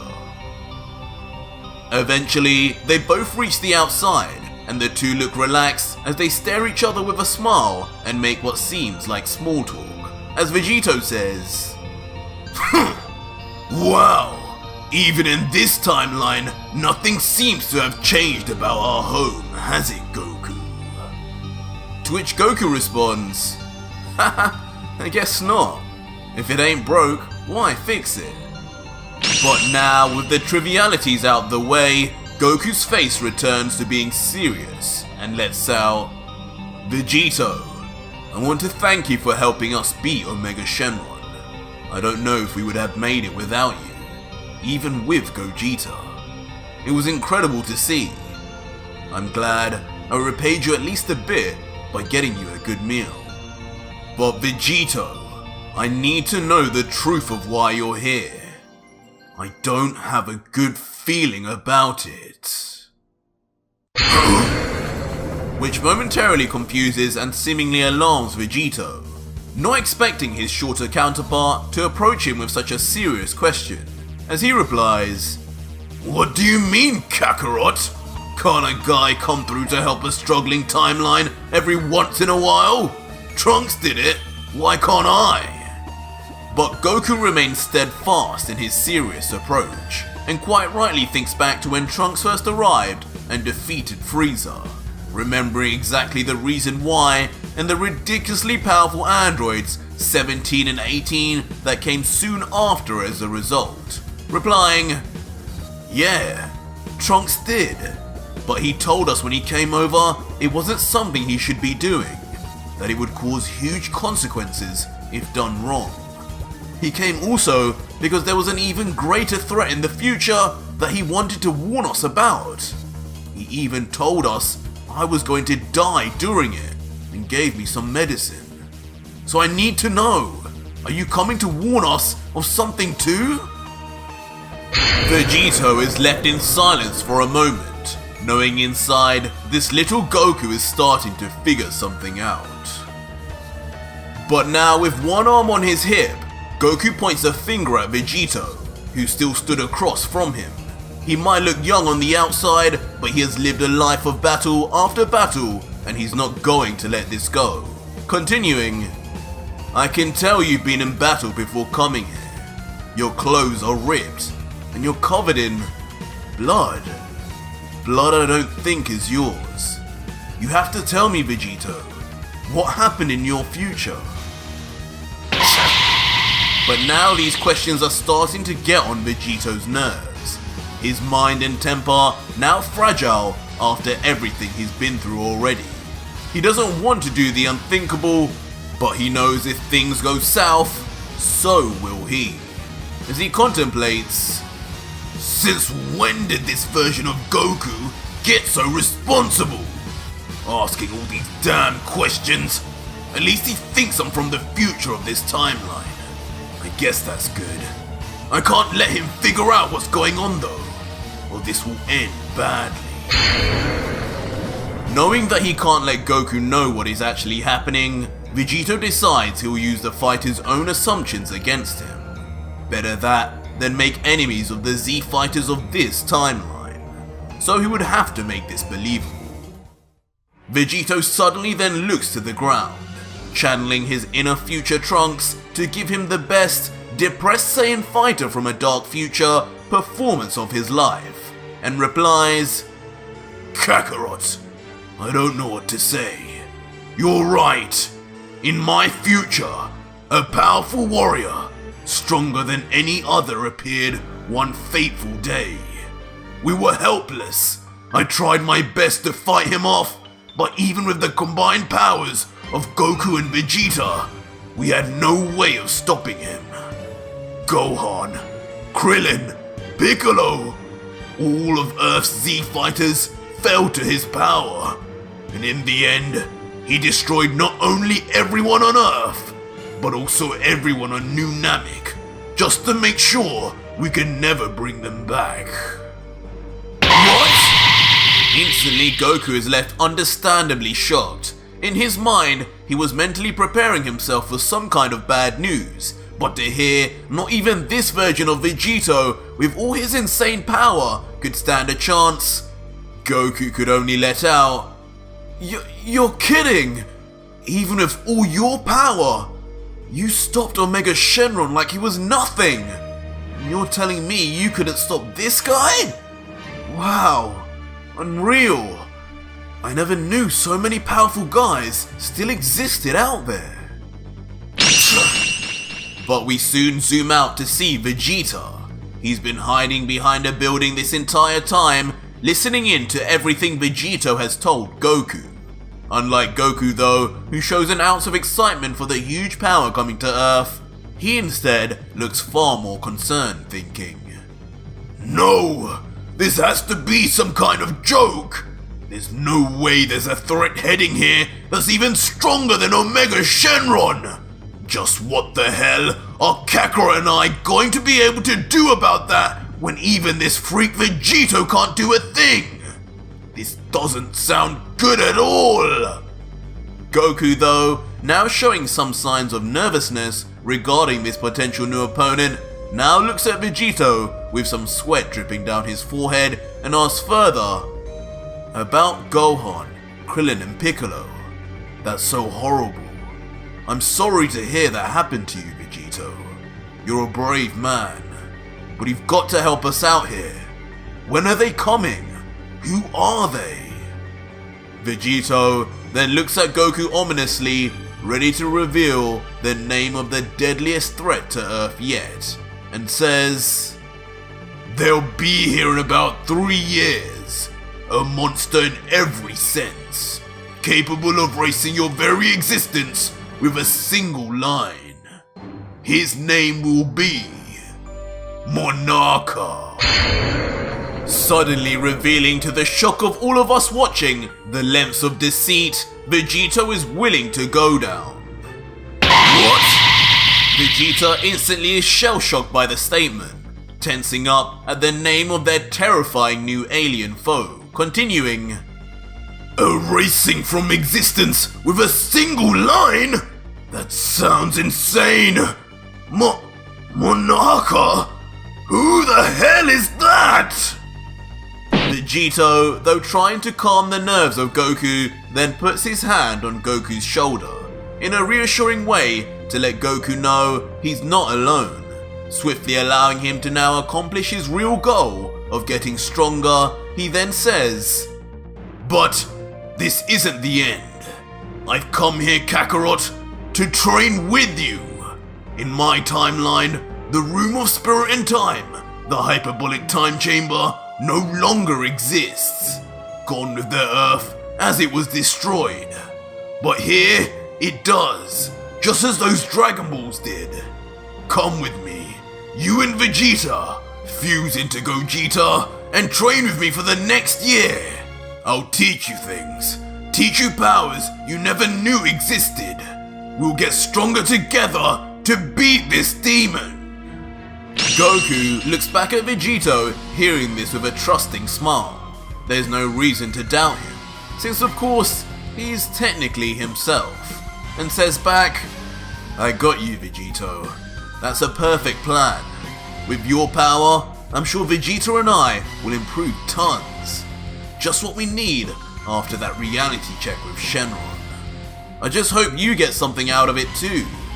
I'll be sure to let Vegeta know now. No need, Kakarot! But before Goku can do anything, Vegeta steps out of the shadows with a smirk on his face, throwing up a thumbs up as he says, Don't worry, I heard it all. I was waiting for an opportunity to learn what on earth that power you have is, and how I can get it too. And now, this will be the perfect chance. Kakarot, quit the chatter and let's go, now! To which Vegito and Goku look back with a supporting smile. Vegito in particular thinking in his head, this is turning out just as expected. A short while later, we find Vegito, Goku and Vegeta now stood in the hyperbolic time chamber after letting their family know and gotten all preparations ready. Vegito, with his arms folded, stands between the pair of Saiyans and the passageway to Kami's lookout. With a smile on his face, he declares a start to their year of intensive combat training, saying, "Alright boys, let's get this show on the road. Get into your strongest forms, and then fuse. That's the only way this will even be the slightest bit fair." In response, Goku looks at Vegeta with a wry smile on his face, knowing that Vegeta probably already knew the score, but regardless lets out, "Well, you heard him, Vegeta. I hope you haven't got any issues with sharing a body with me this time." To which Vegeta just smirks back at Goku, humoring him before replying, "Normally you'd know my answer, but if it's for the sake of gaining his kind of power, I'll do anything. Just don't get in my way." And within seconds, both Goku and Vegeta have instantly turned into their Super Saiyan 4 forms, with their wild, explosive primal energy crackling all around them in all directions. In a universe where we had never seen this before, every time they transform, it surprises Vegito more and more. But not wasting any time, even though they have a whole year, Goku and Vegeta immediately assume the first of the fusion dance positions, saying, "Fusion!"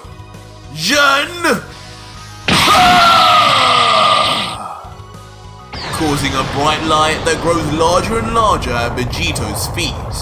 And just like that, for the first time in both universes, Super Saiyan 4 Gogeta is born with his majestic aura and inexplicable orange hair.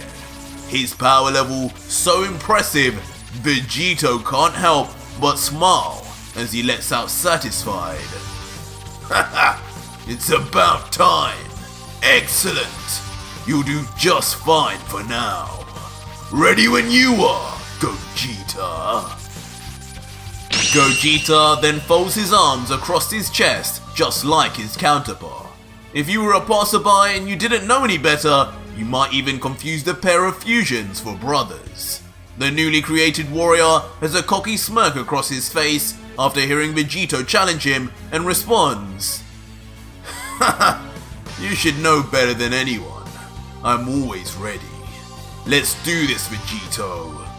To which Vegito replies, "Good.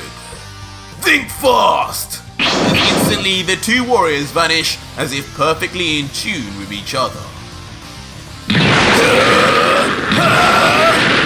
And so the two instantly launched at each other and began a series of legendary battles. One fusion between the deeply traumatized Goku and Vegeta from the Super Universe, and the other from the untainted versions of them from the GT Universe.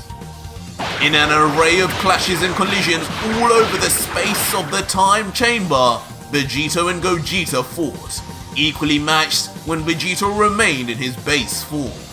Both smiling, knowing that this is, and likely will, be the most fun they will ever have battling anyone. As Vegito calls out mid-fight, "Not bad, Gogeta. Keep this up and this will be an amazing year for you." While Gogeta responds, "Yeah, only if you start trying finally. Come on, show me a little more of your true strength at least, Vegito." Be careful what you wish for. As Vegito powers up fractionally more, his body now covered not only in electricity, but also strange, unexplained dark flames. It's almost as if his merciless god-slaying exploits have triggered a new dark power within our hero. And so time went on, a year of constant and intense battle. Of course, every 30 minutes, Gogeta would defuse, and immediately the battle-addicted Goku and Vegeta would respond. Alright, ready to go again, Vegeta? Get on with it, Kakarot! We'll get a hit on him this time! And instantly refuse to continue the battle with Vegito. And over time, eventually, under the careful tutelage and training of Vegito, Super Saiyan 4 Gogeta would attain Ultra Instinct, skyrocketing his power to a new height that even began to rival Vegito's own Ultra Instinct, as Gogeta would comment, "Whoa, I did it! I really did it! This is the power of Ultra Instinct. Incredible." To which Vegeta would reply, "Use it wisely. That power you have there is one only meant for the angels, beyond even the gods they attend to.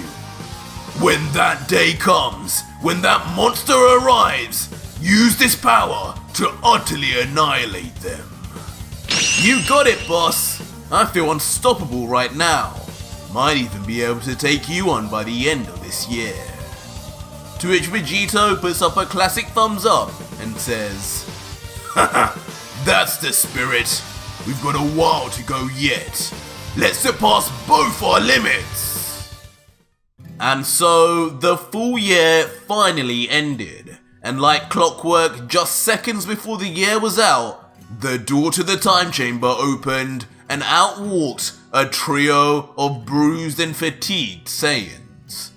Vegeta mostly looking like he just wants to leave this place to get a shower, while Goku smiles at the fusion warrior who has taught him so much before shaking his hand with a look of pride on his face and letting out, "That was an amazing year of training, Vegito. You're an incredible fighter. I hope you gained enough power in there to beat that monster in your timeline. And I hope we did too. I can't imagine anyone causing us trouble now." Vegito looks similarly proud and smiles back at Goku saying, "You did. Don't you worry. Just remember everything I told you. When the time comes, you'll need to annihilate Monarcha the minute he arrives." What the? But suddenly, Vegito senses a powerful entity out in the distance. It's familiar, but yet hard to detect. Divine, like God Key. And standing there is none other than Beerus the Destroyer and his angel attendant, Whis. Their ghostly faces haunting Vegito. They've clearly been waiting for the three, but why? So our story continues back on Kami's lookout, where shockingly Beerus and his angel attendant Whis appeared to confront the three Saiyans who had just left the hyperbolic time chamber. And understandably, Goku and Vegeta are immediately left shocked by these strange and powerful looking newcomers, not able to piece together who exactly they are, as Vegeta says, "Wait! Why does that creature seem familiar?" While Goku says, "Whoa, he looks strong. I have a bad feeling about this one." While Beerus coldly stares at the three men, silent and unmoving in his emotions, keeping a stern poker face on as he fails to reveal his intentions. "What? Beerus? Whis?" Meanwhile, the most shell-shocked and traumatized by all of this is Vegito, as he stands there wide-eyed and in a state of panic thinking, This can't be! Why would they be here? Now of all times! And Whis! He told me once an angel is erased, they would be erased from any and all timelines! Did he get it wrong? What is going on here? I need to regroup and calm down.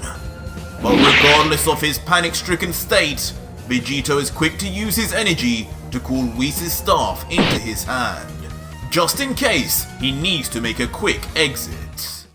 Meanwhile though, the Destroyer God now begins to open his mouth and asks his angel, Whis, correct me if I'm wrong, but did you not say only 2 full-blooded Saiyans existed on this planet?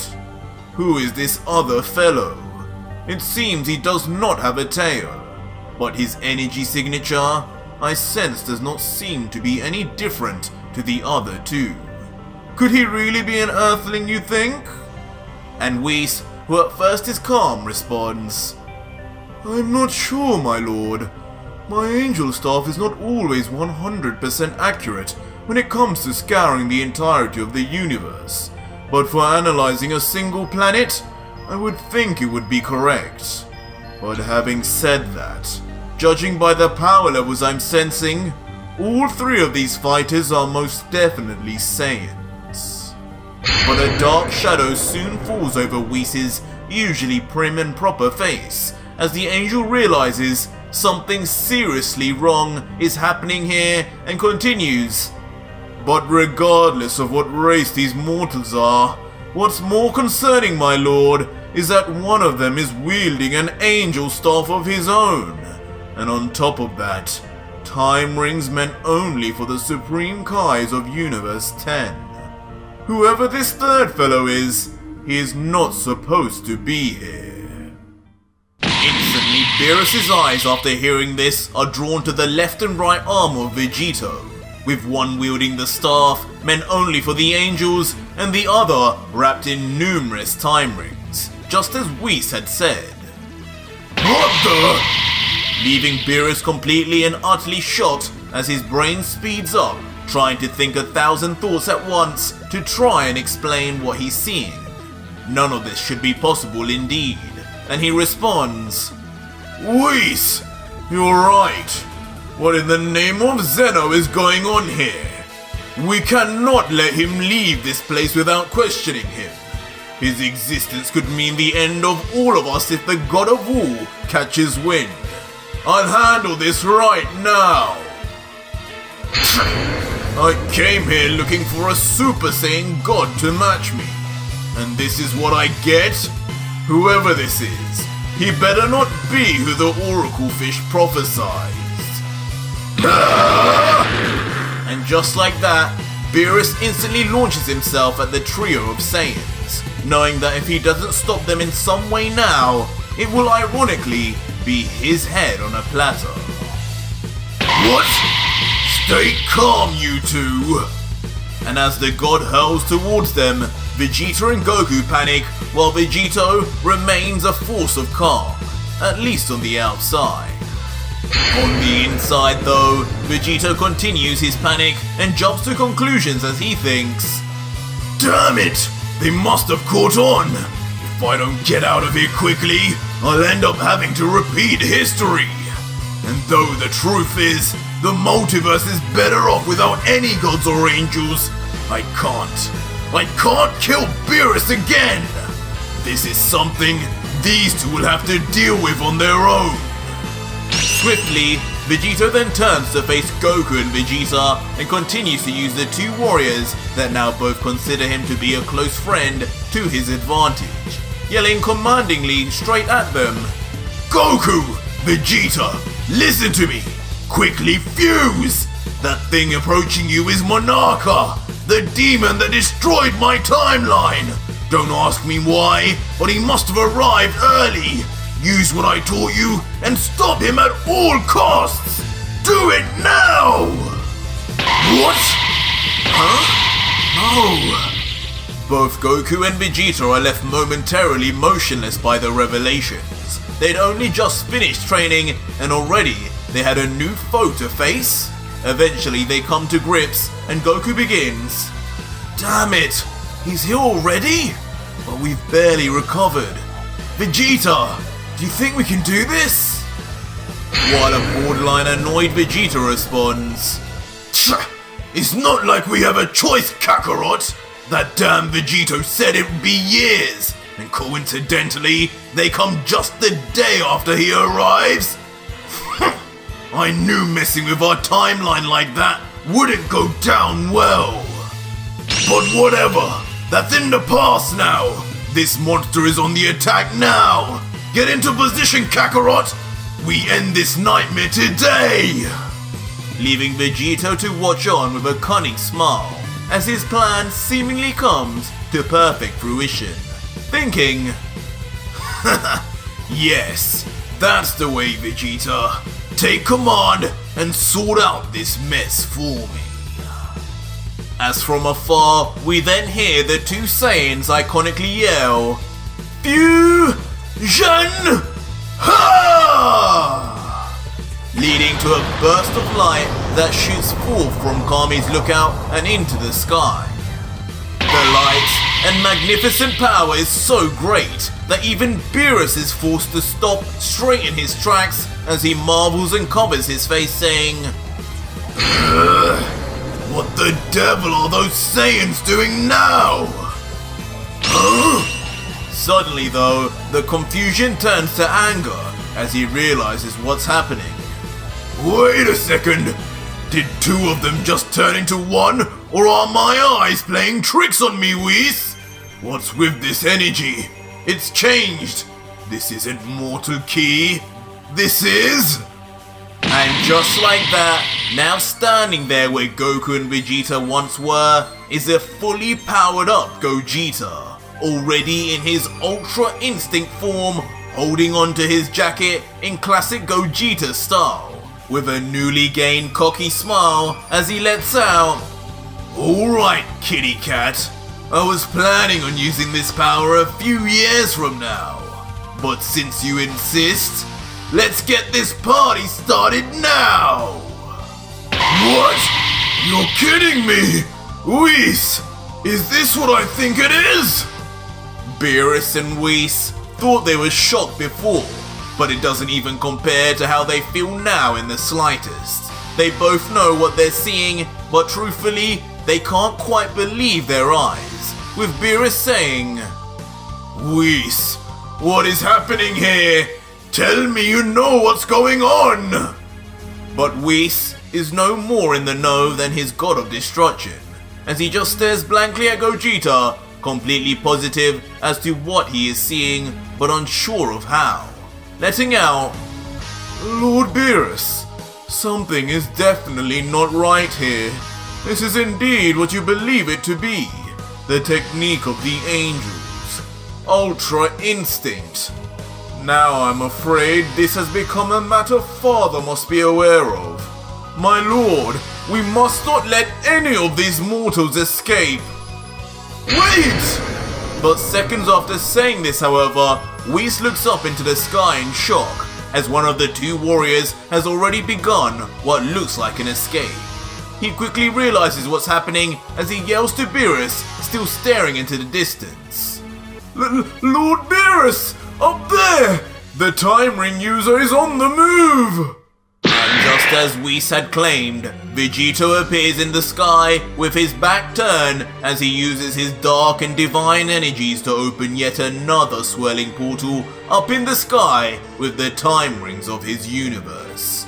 Ultra Vegito takes a quick moment to turn around and stare down at the people below, smiling to himself, knowing he'd got what he wanted from this universe and nobody, not even Whis or Beerus, could ever stop him, saying finally, Goodbye, Beerus.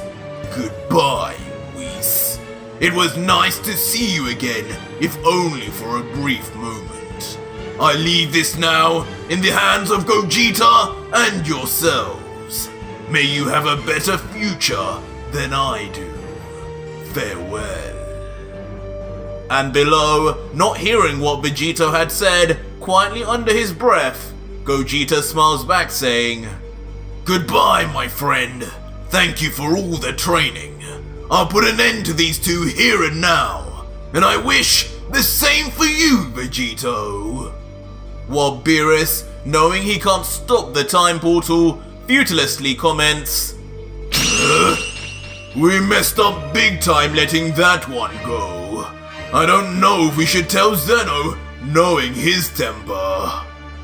While Whis looks on and thinks, "Playing with time, wielding an angelic staff. Just who is this mortal? And why?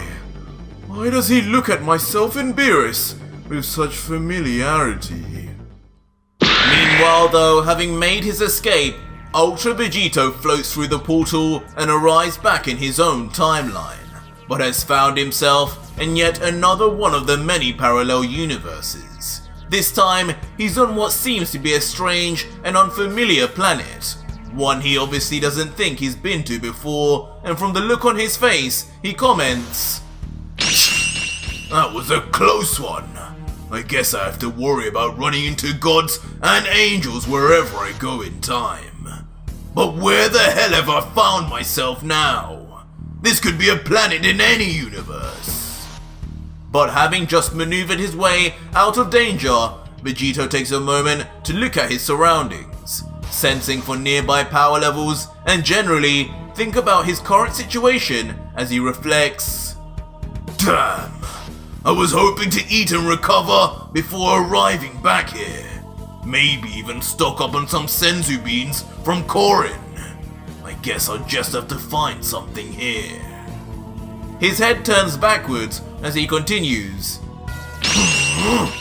"I can sense a load of energies nearby, a little stronger than the ones on Earth. Strong inhabitants must mean a load of food and sustenance to keep them alive. Guess I know where I'm going next." And with his plans made, Ultra Vegito dashes up in the air, flying off in the direction of the life energy nearby at an unfathomable speed. As Vegito flies overhead with his angel staff in one hand leading the way, he thinks, "Haven't even had the chance to get a Zenkai boost on healing up. But man, that training with Gogeta really made a difference. I can feel the improvement, the power, the speed. I'm on a whole new level. That Gogeta, a Super Saiyan 4 form combined with mastered Ultra Instinct, has made him a monster. I do wonder what will come of that universe now that that power is in his hands." Soon, with Vegito's speed, he finds himself over a thriving village population, noticing, "Down there, people. They look pretty strange though."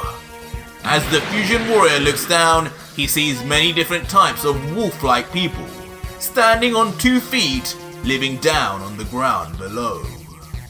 Eventually, he stops suddenly and descends to the ground to land with a thud, and as his eyes dart around for the first sign of food, he wonders to himself out loud, either unaware of just how morbid his thoughts really are or just not caring, "An entire planet population of wolves and beasts. How interesting. I guess at least that means I won't be short on meat anytime soon." Vegito walks around and soon arrives at a nearby section of shacks, tents and food stalls. It's not long before he finds a market stall that piques his interest immediately. And right there, next to a pleasant looking wolf with spectacles, are 2 plates of freshly cooked and seasoned meat, as the stallsman calls out, "Hey, you there! Yes, you, foreigner. Come try our delicious sheep meat, only 12 bones apiece." And as Vegito hears this, a happy Goku-like smile appears on his face as he yells out, seemingly disregarding the price, "Ah, perfect! Just what I'm looking for, old man. I'm starving. I'll have as much as you can supply." And without asking anyone around for permission, the entitled God Killer instantly grabs one of the fresh legs of meat that have been placed on the counter by the wolf vendor. As the stallsman yells, "Hey, wait a second! But just as the Saiyan opens his mouth wide, ready to bite on his new meal, a furry blue hand grabs onto his shoulder from behind, seemingly to make him stop. Get that hand off me if you want to keep it! As Vegito instantly shifts back to a confrontational tone, wondering who would dare be stupid enough to postpone his meal on this weakling-filled planet. But to our surprise, standing there confidently, each with sinisterly beastly smiles, is the trio of danger, the powerful warriors of Universe 9 that competed in the Tournament of Power and faced Goku, Gohan and Buu in the exhibition tournament beforehand. Bergamo in particular, in the middle, clenches his fist in a threatening sign and stares into the eyes of Vegito and lets out, "Listen, friend, I don't know what primitive rock you crawled out from, but round here, you need to pay before you eat. Now cough up some cash to our poor uncle over here before we turn you into his next selection of meat. Got it?" Vegito though, who is completely unfazed by the pointless threat, looks confused for a second however, unable to work out where he knows these three from again due to his trauma over his 10-year imprisonment, thinking introspectively, "These three, just like Gowasu, they seem familiar too. Are they from Universe 10 also, or were they at the tournament? If it's the latter, I guess that means they could be strong." But regardless, now closing his eyes and smirking to himself, Vegito doesn't look even slightly worried about the trio. What used to be considered strong back then is now child's play now, as he responds, "Ah, I see. Money in exchange for food? Yes, truly a novel concept for my kind. But unfortunately, I haven't got any money, but I'm still hungry. So, I guess I'll have to be turned into meat then. Just do me a favor and wait until I'm done eating, will you? I taste better fattened up anyway." As instantly, without a care in the world, Vegito bites into the leg of sheep meat, gulping it down like it was his last meal on Earth. "What? How dare he!" As one by one, the trio of danger, Basil, Bergamo and Lavender, reel in anger and disgust at the contempt and complete lack of respect for authority the stranger shows for them.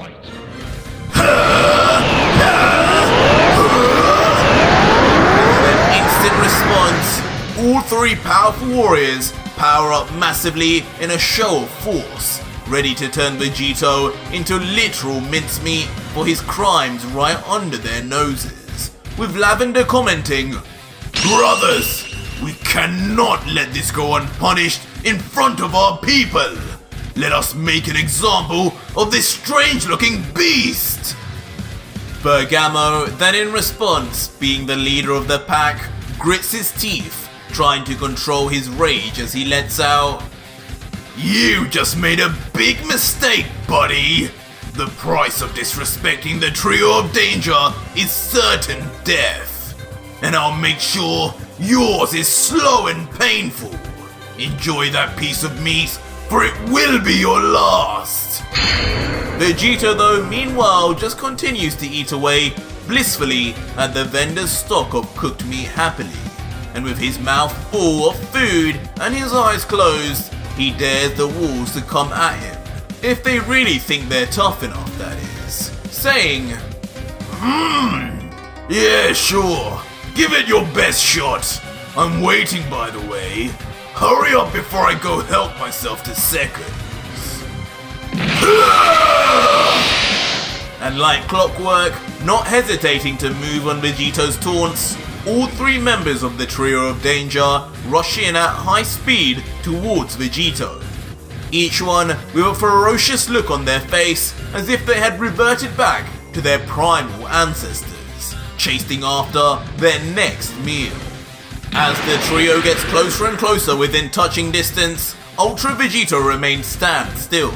Of course, not worried in the slightest as he continues to tuck into his leg of meat.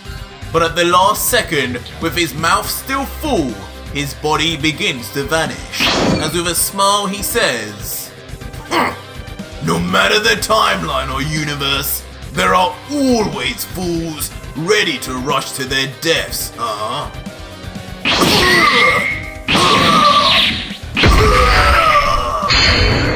As instantly, in a show of incredible speed, technique and ability, mid-flight, Vegito appears before each of the three brothers and attacks each one separately, with Bergamo being the last, being hit directly in the stomach.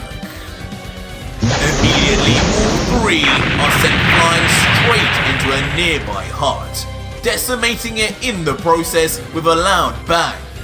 But standing there with them, with his foot planted on the stomach and chest of Bergamo, is still a smiling Vegito, looking down at his prey as he says,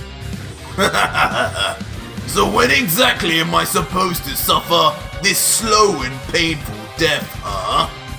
You know, on my planet, we hunted your kind. This almost reminds me of back home, so thank you for all that." And suffering under the pain and pressure of Vegito's boot, Bergamo begins to cough up blood as the last of his life force fades away from the damage. But soon, finally realizing who the stranger is that he has actually ended up fighting against, a come-to-terms Bergamo grunts out at his opponent in pain. "There's no doubt about it. This power, this speed, you must be who the gods warned us of. You are the God Killer, Vegito." Vegito, with one cheek full of food, looks down at Bergamo with a look of surprise and confusion as he questions the dying animal. "What's this? You know me too. How's that? It's bugging me not knowing where I know you guys from. Did we fight before or something? Maybe that explains how easily I read your movements." But an angry grin soon forms on Bergamo's face, however, as he lets out while still bleeding. "I'm afraid not. But the rumors of your evil deeds precede you, Vegito. Unlucky for you, Lord Sidra came prepared for just this moment. To think we'd be the ones to spot you, though. Of all the warriors in this universe, Sidra entrusted this device too. Oh well. For the good of the universe, the trio of danger will do anything." It's then that we see in Bergamo's hand there is a small and familiar purple and blue button, just like the one Goku used to own that summoned Zeno, before immediately he presses the button. Meanwhile, on the other side of the galaxy, Sidra and his angel Mojito are seen in an unnamed area of Universe 9, when they both simultaneously suddenly receive the signal let out from the mysterious button. They both look shocked as they turn to one another, solemnly knowing what they have to do next, as Sidra says, "It's Bergamo, the God Killer. He's here. It's time, Mojito. Get us there now!" And without saying a word more, using the power of Mojito's staff, the God of Destruction of Universe 9 and his attendant disappear and quickly reappear in space outside of the planet of Bergamo and his brothers, the one Ultra Vegito is unknowingly situated on right now. With a look of visible sadness and regret on his face, Sidra then looks down on the planet, as if knowing it is about to suffer a cruel fate before letting out, "Bergamo, Lavender, Basil, you have my word. You three will always be remembered in the hearts of us gods. 3 heroes that saved the multiverse. The brothers of legend. Goodbye, my friends. And knowing he can wait no longer, Sidra then raises his right hand to the planet and yells out as it creates a massive glowing spinning ball of the now familiar purple destruction energy, before shouting, Hakai! Instantly launching the concentrated ball of destruction power right down on the unsuspecting planetary population. Back down on the planet, Vegito remains with his foot on Bergamo's chest when suddenly he notices something. Huh? What's this? Some kind of escape technique? As right before him, Bergamo already begins to turn to nothingness as he becomes erased under the power of Hakai. With a small grin, knowing his time has come, Bergamo says, So it's begun. Goodbye, Godkiller. I would say we'll meet again in the afterlife, but I guess that's not where we'll be going. What? Soon after, the confusion over Bergamo's riddle-like words increases exponentially as Vegito looks down at his piece of sheep meat, and that too now begins to erase to particulate matter. And within seconds, now not only has the entire chunk of meat gone, but so too has a number of Vegito's fingers, as he finally realizes that he's been done in and what has just happened. What? What's going on? No, surely not! He didn't! And with a righteous, indignant fury in his voice, Vegito looks at the sky and yells out, No! Not like this! Stop, you fool! As from back in space, we see the once peaceful planet instantly erupt into an explosion that leaves nothing behind but dust in its aftermath. Anything and everything that ever existed on its surface being erased for eternity. All the while, Sidra and his angel, protected by a ball of energy, just watch on, knowing they had finally rid the multiverse of its greatest ever threat. The Godkiller is no more. With everything finally done, Sidra turns his face to Mojito, finally looking a little bit relieved. Mojito smiles in his anxious way as he tries to use his angelic powers to confirm that they've won, now not sensing any life force whatsoever. Sidra says, It's over. It's finally over. I knew those deity summoning buttons would be useful. He may have had an angel staff, but his control over it was amateur at best. He could hardly even control where he arrived. It was only a matter of time before I caught him off guard. To which Mojito nods, continuing to look more at peace than he probably has in a while, replying, Yes, my lord, a truly novel idea. I must admit I had my doubts, but in the end, no matter how strong this Vegito had gotten, he could never match your intelligence and experience. The trio of danger will be remembered in the pantheon of heroes for millennia to come. Perhaps, after 990 years, we could use the Super Dragon Balls to revive them once again. A fitting reward for such a selfless act. What? But suddenly, their once peace and relaxed-stricken faces give way to shock and horror as they both suddenly feel a sharp pain in their chests. And as they look down to see what it could possibly be, penetrating both their chests brutally is a familiar energy blade that could belong only to one man. One mortal who seemingly cannot be stopped by these gods at any cost. So our story continues as we return to Sidra and Mojito floating in the vast depths of space outside of a planet they had recently destroyed.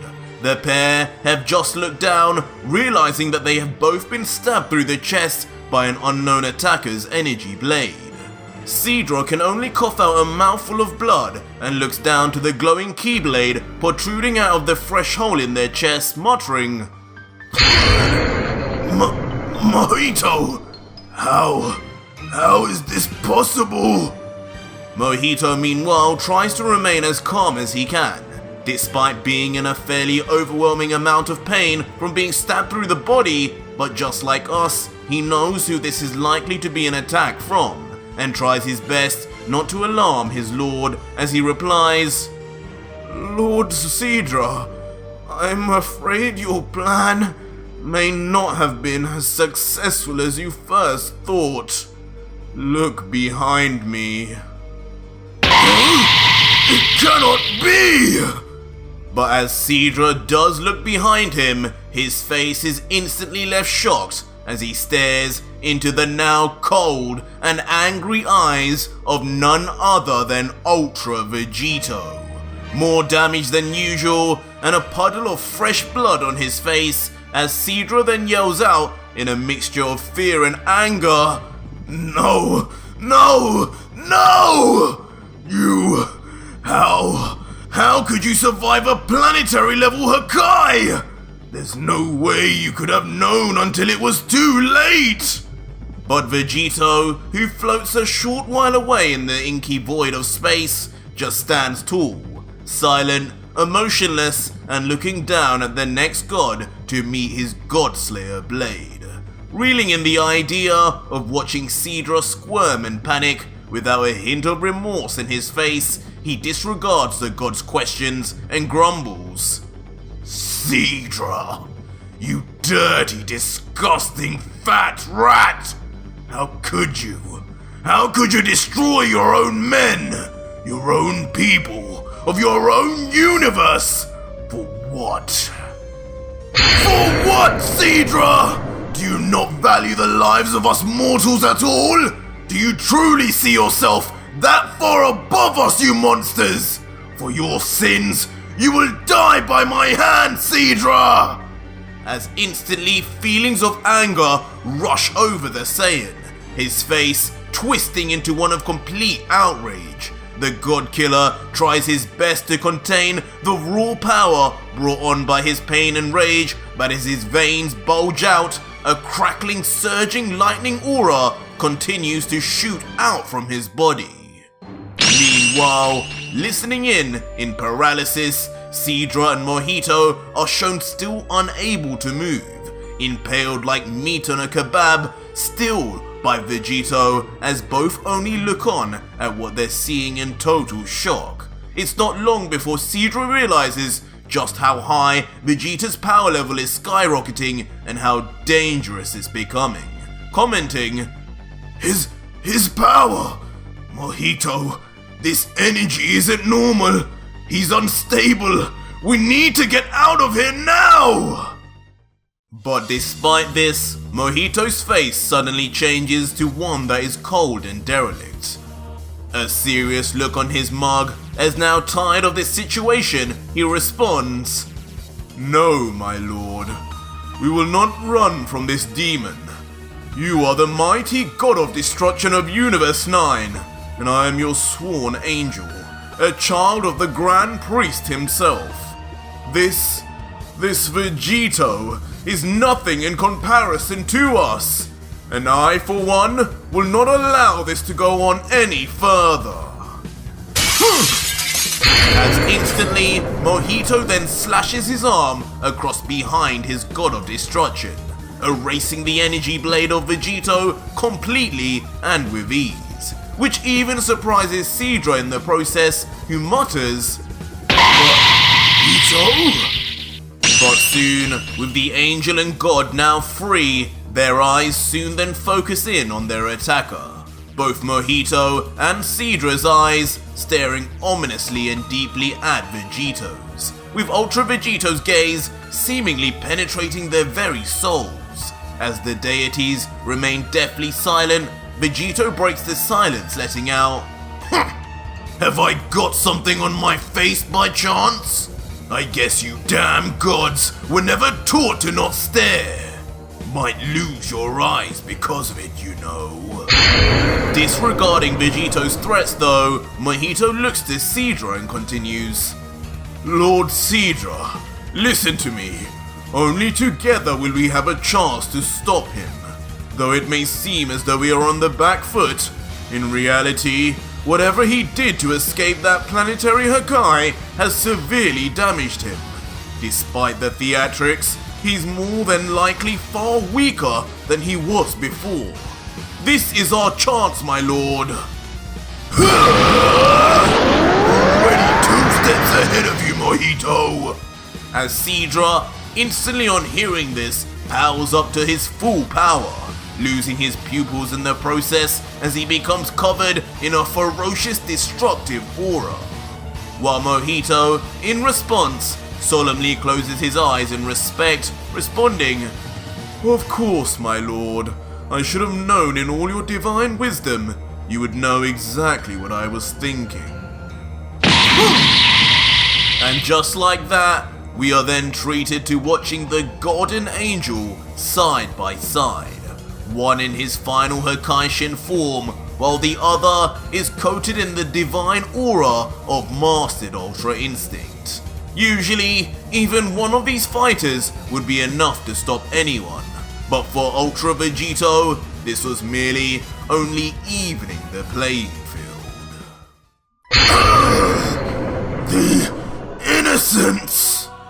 But meanwhile, it seems Ultra Vegito has been overwhelmed suddenly by the destruction of the planet he was just on, seemingly hitting a little too close to home and reminding him of when Earth was erased, as he grabs his head with one hand and mutters, "Go on, Krillin! Pan!" As now, in a full-on breakdown and mental crisis, Vegito has no choice but to bend his head down and grab it with both arms, as if trying to trap something within from bursting out. As he lets go of his staff and covers his vision, he screams angrily, "Why? Why do you gods treat us as so disposable? What did we ever do to you? You'll pay for this, I promise!" But while Vegito continues to struggle with his thoughts, Sidra and Mojito soon surround Vegito, with Sidra appearing on his left and Mojito on his right. And knowing the opportunity that has just arisen, the God of Destruction yells out with urgency, "Mojito, look! Something has caused the God Killer to lose his mind! He's vulnerable. This is our chance! Attack now!" To which Mojito nods, confirming he is ready to move on his god's command, by responding, "I understand, my lord. We end this now!" As both Sidra and Mojito then rush in separately from either side of Ultra Vegito, at full force, certain that with Vegito preoccupied with his mental instability, they would be able to pull off the defeat of the God Killer finally. Or so they thought, until a downright demonic-like smirk appears on the face of Ultra Vegito as he laughs under his breath, just staring in the direction of Sidra, secretly as if ready to pull off the ultimate Uno reverse card. Get real, you fools! As instantly, in a shock twist, Vegito shoots out with a smile 2 ridiculously fast-moving beams of light, ones which seem eerily familiar to an attack he used not too long ago. As he says with a smirk, "Seems all that intelligence couldn't do much to see through my Oscar-winning acting, huh? Ow! No!" As now, in a callback to what happened with the daughters of Heles, Mojito and Sidra are both grabbed by their throats by the energy beam itself, clutching the life out of them tightly with no hope for escape. Lord Sidra, what is this? Why can we not remove these? Leaving even the Angel Mojito to be left squirming and struggling, trying to remove the seemingly impenetrable choking device around his neck.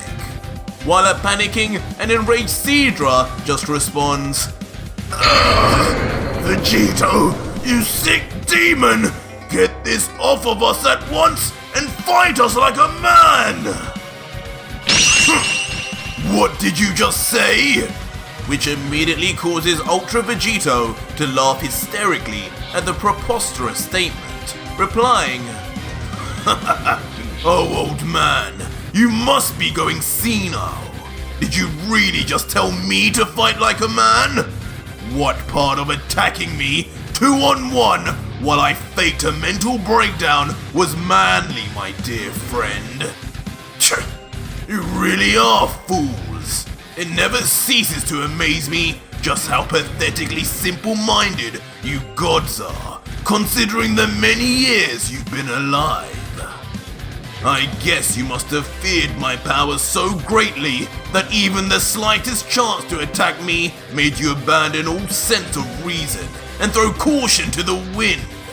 You should have never expected me to ever let my guard down. And now for that crime, you pay with your lives.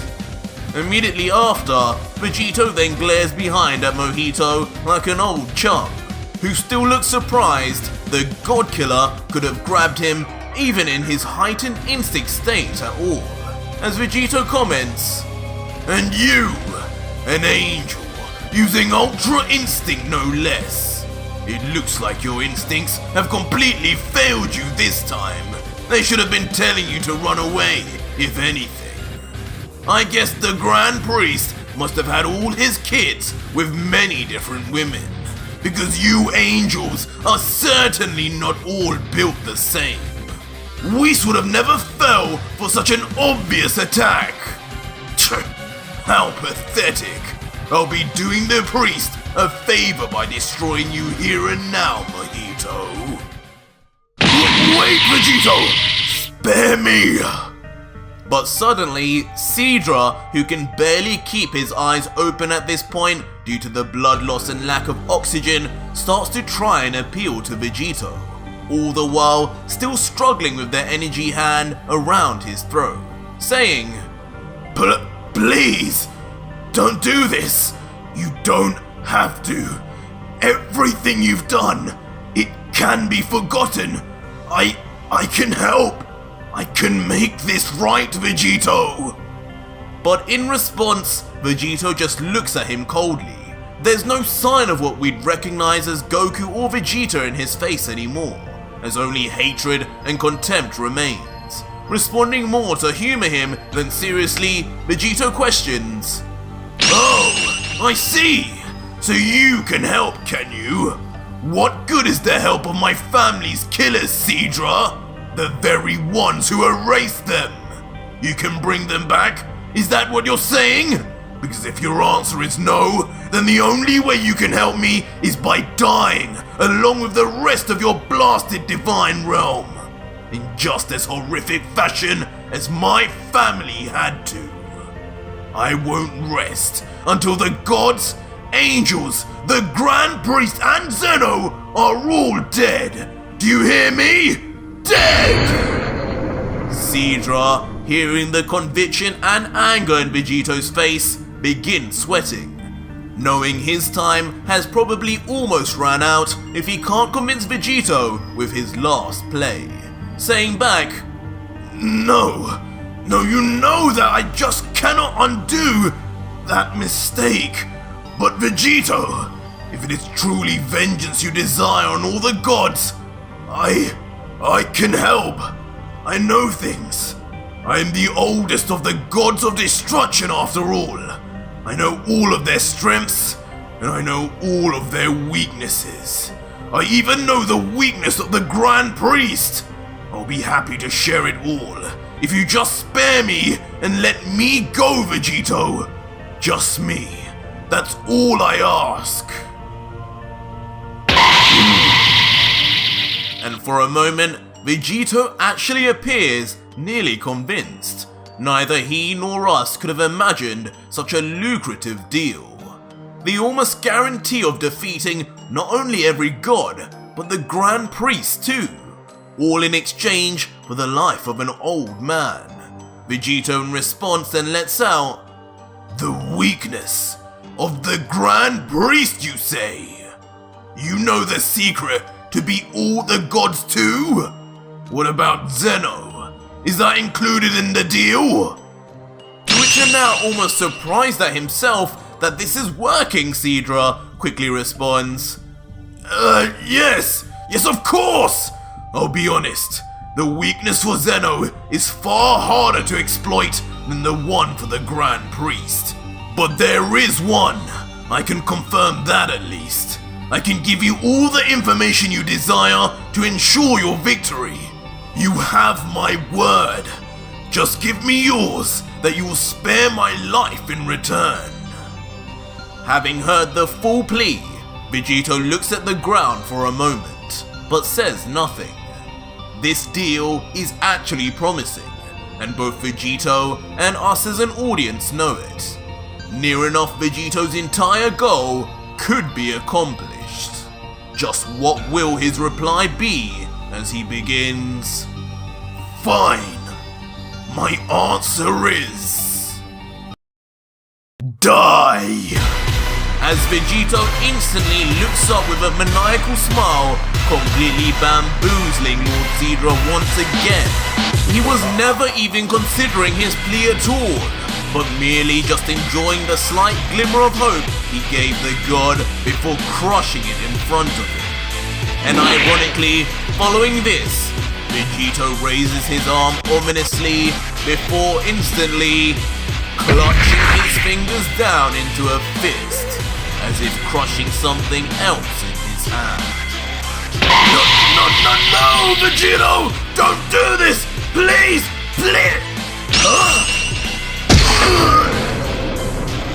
But instantly, despite Sidra's last-ditch effort and attempt to save his own skin, his neck is immediately crushed.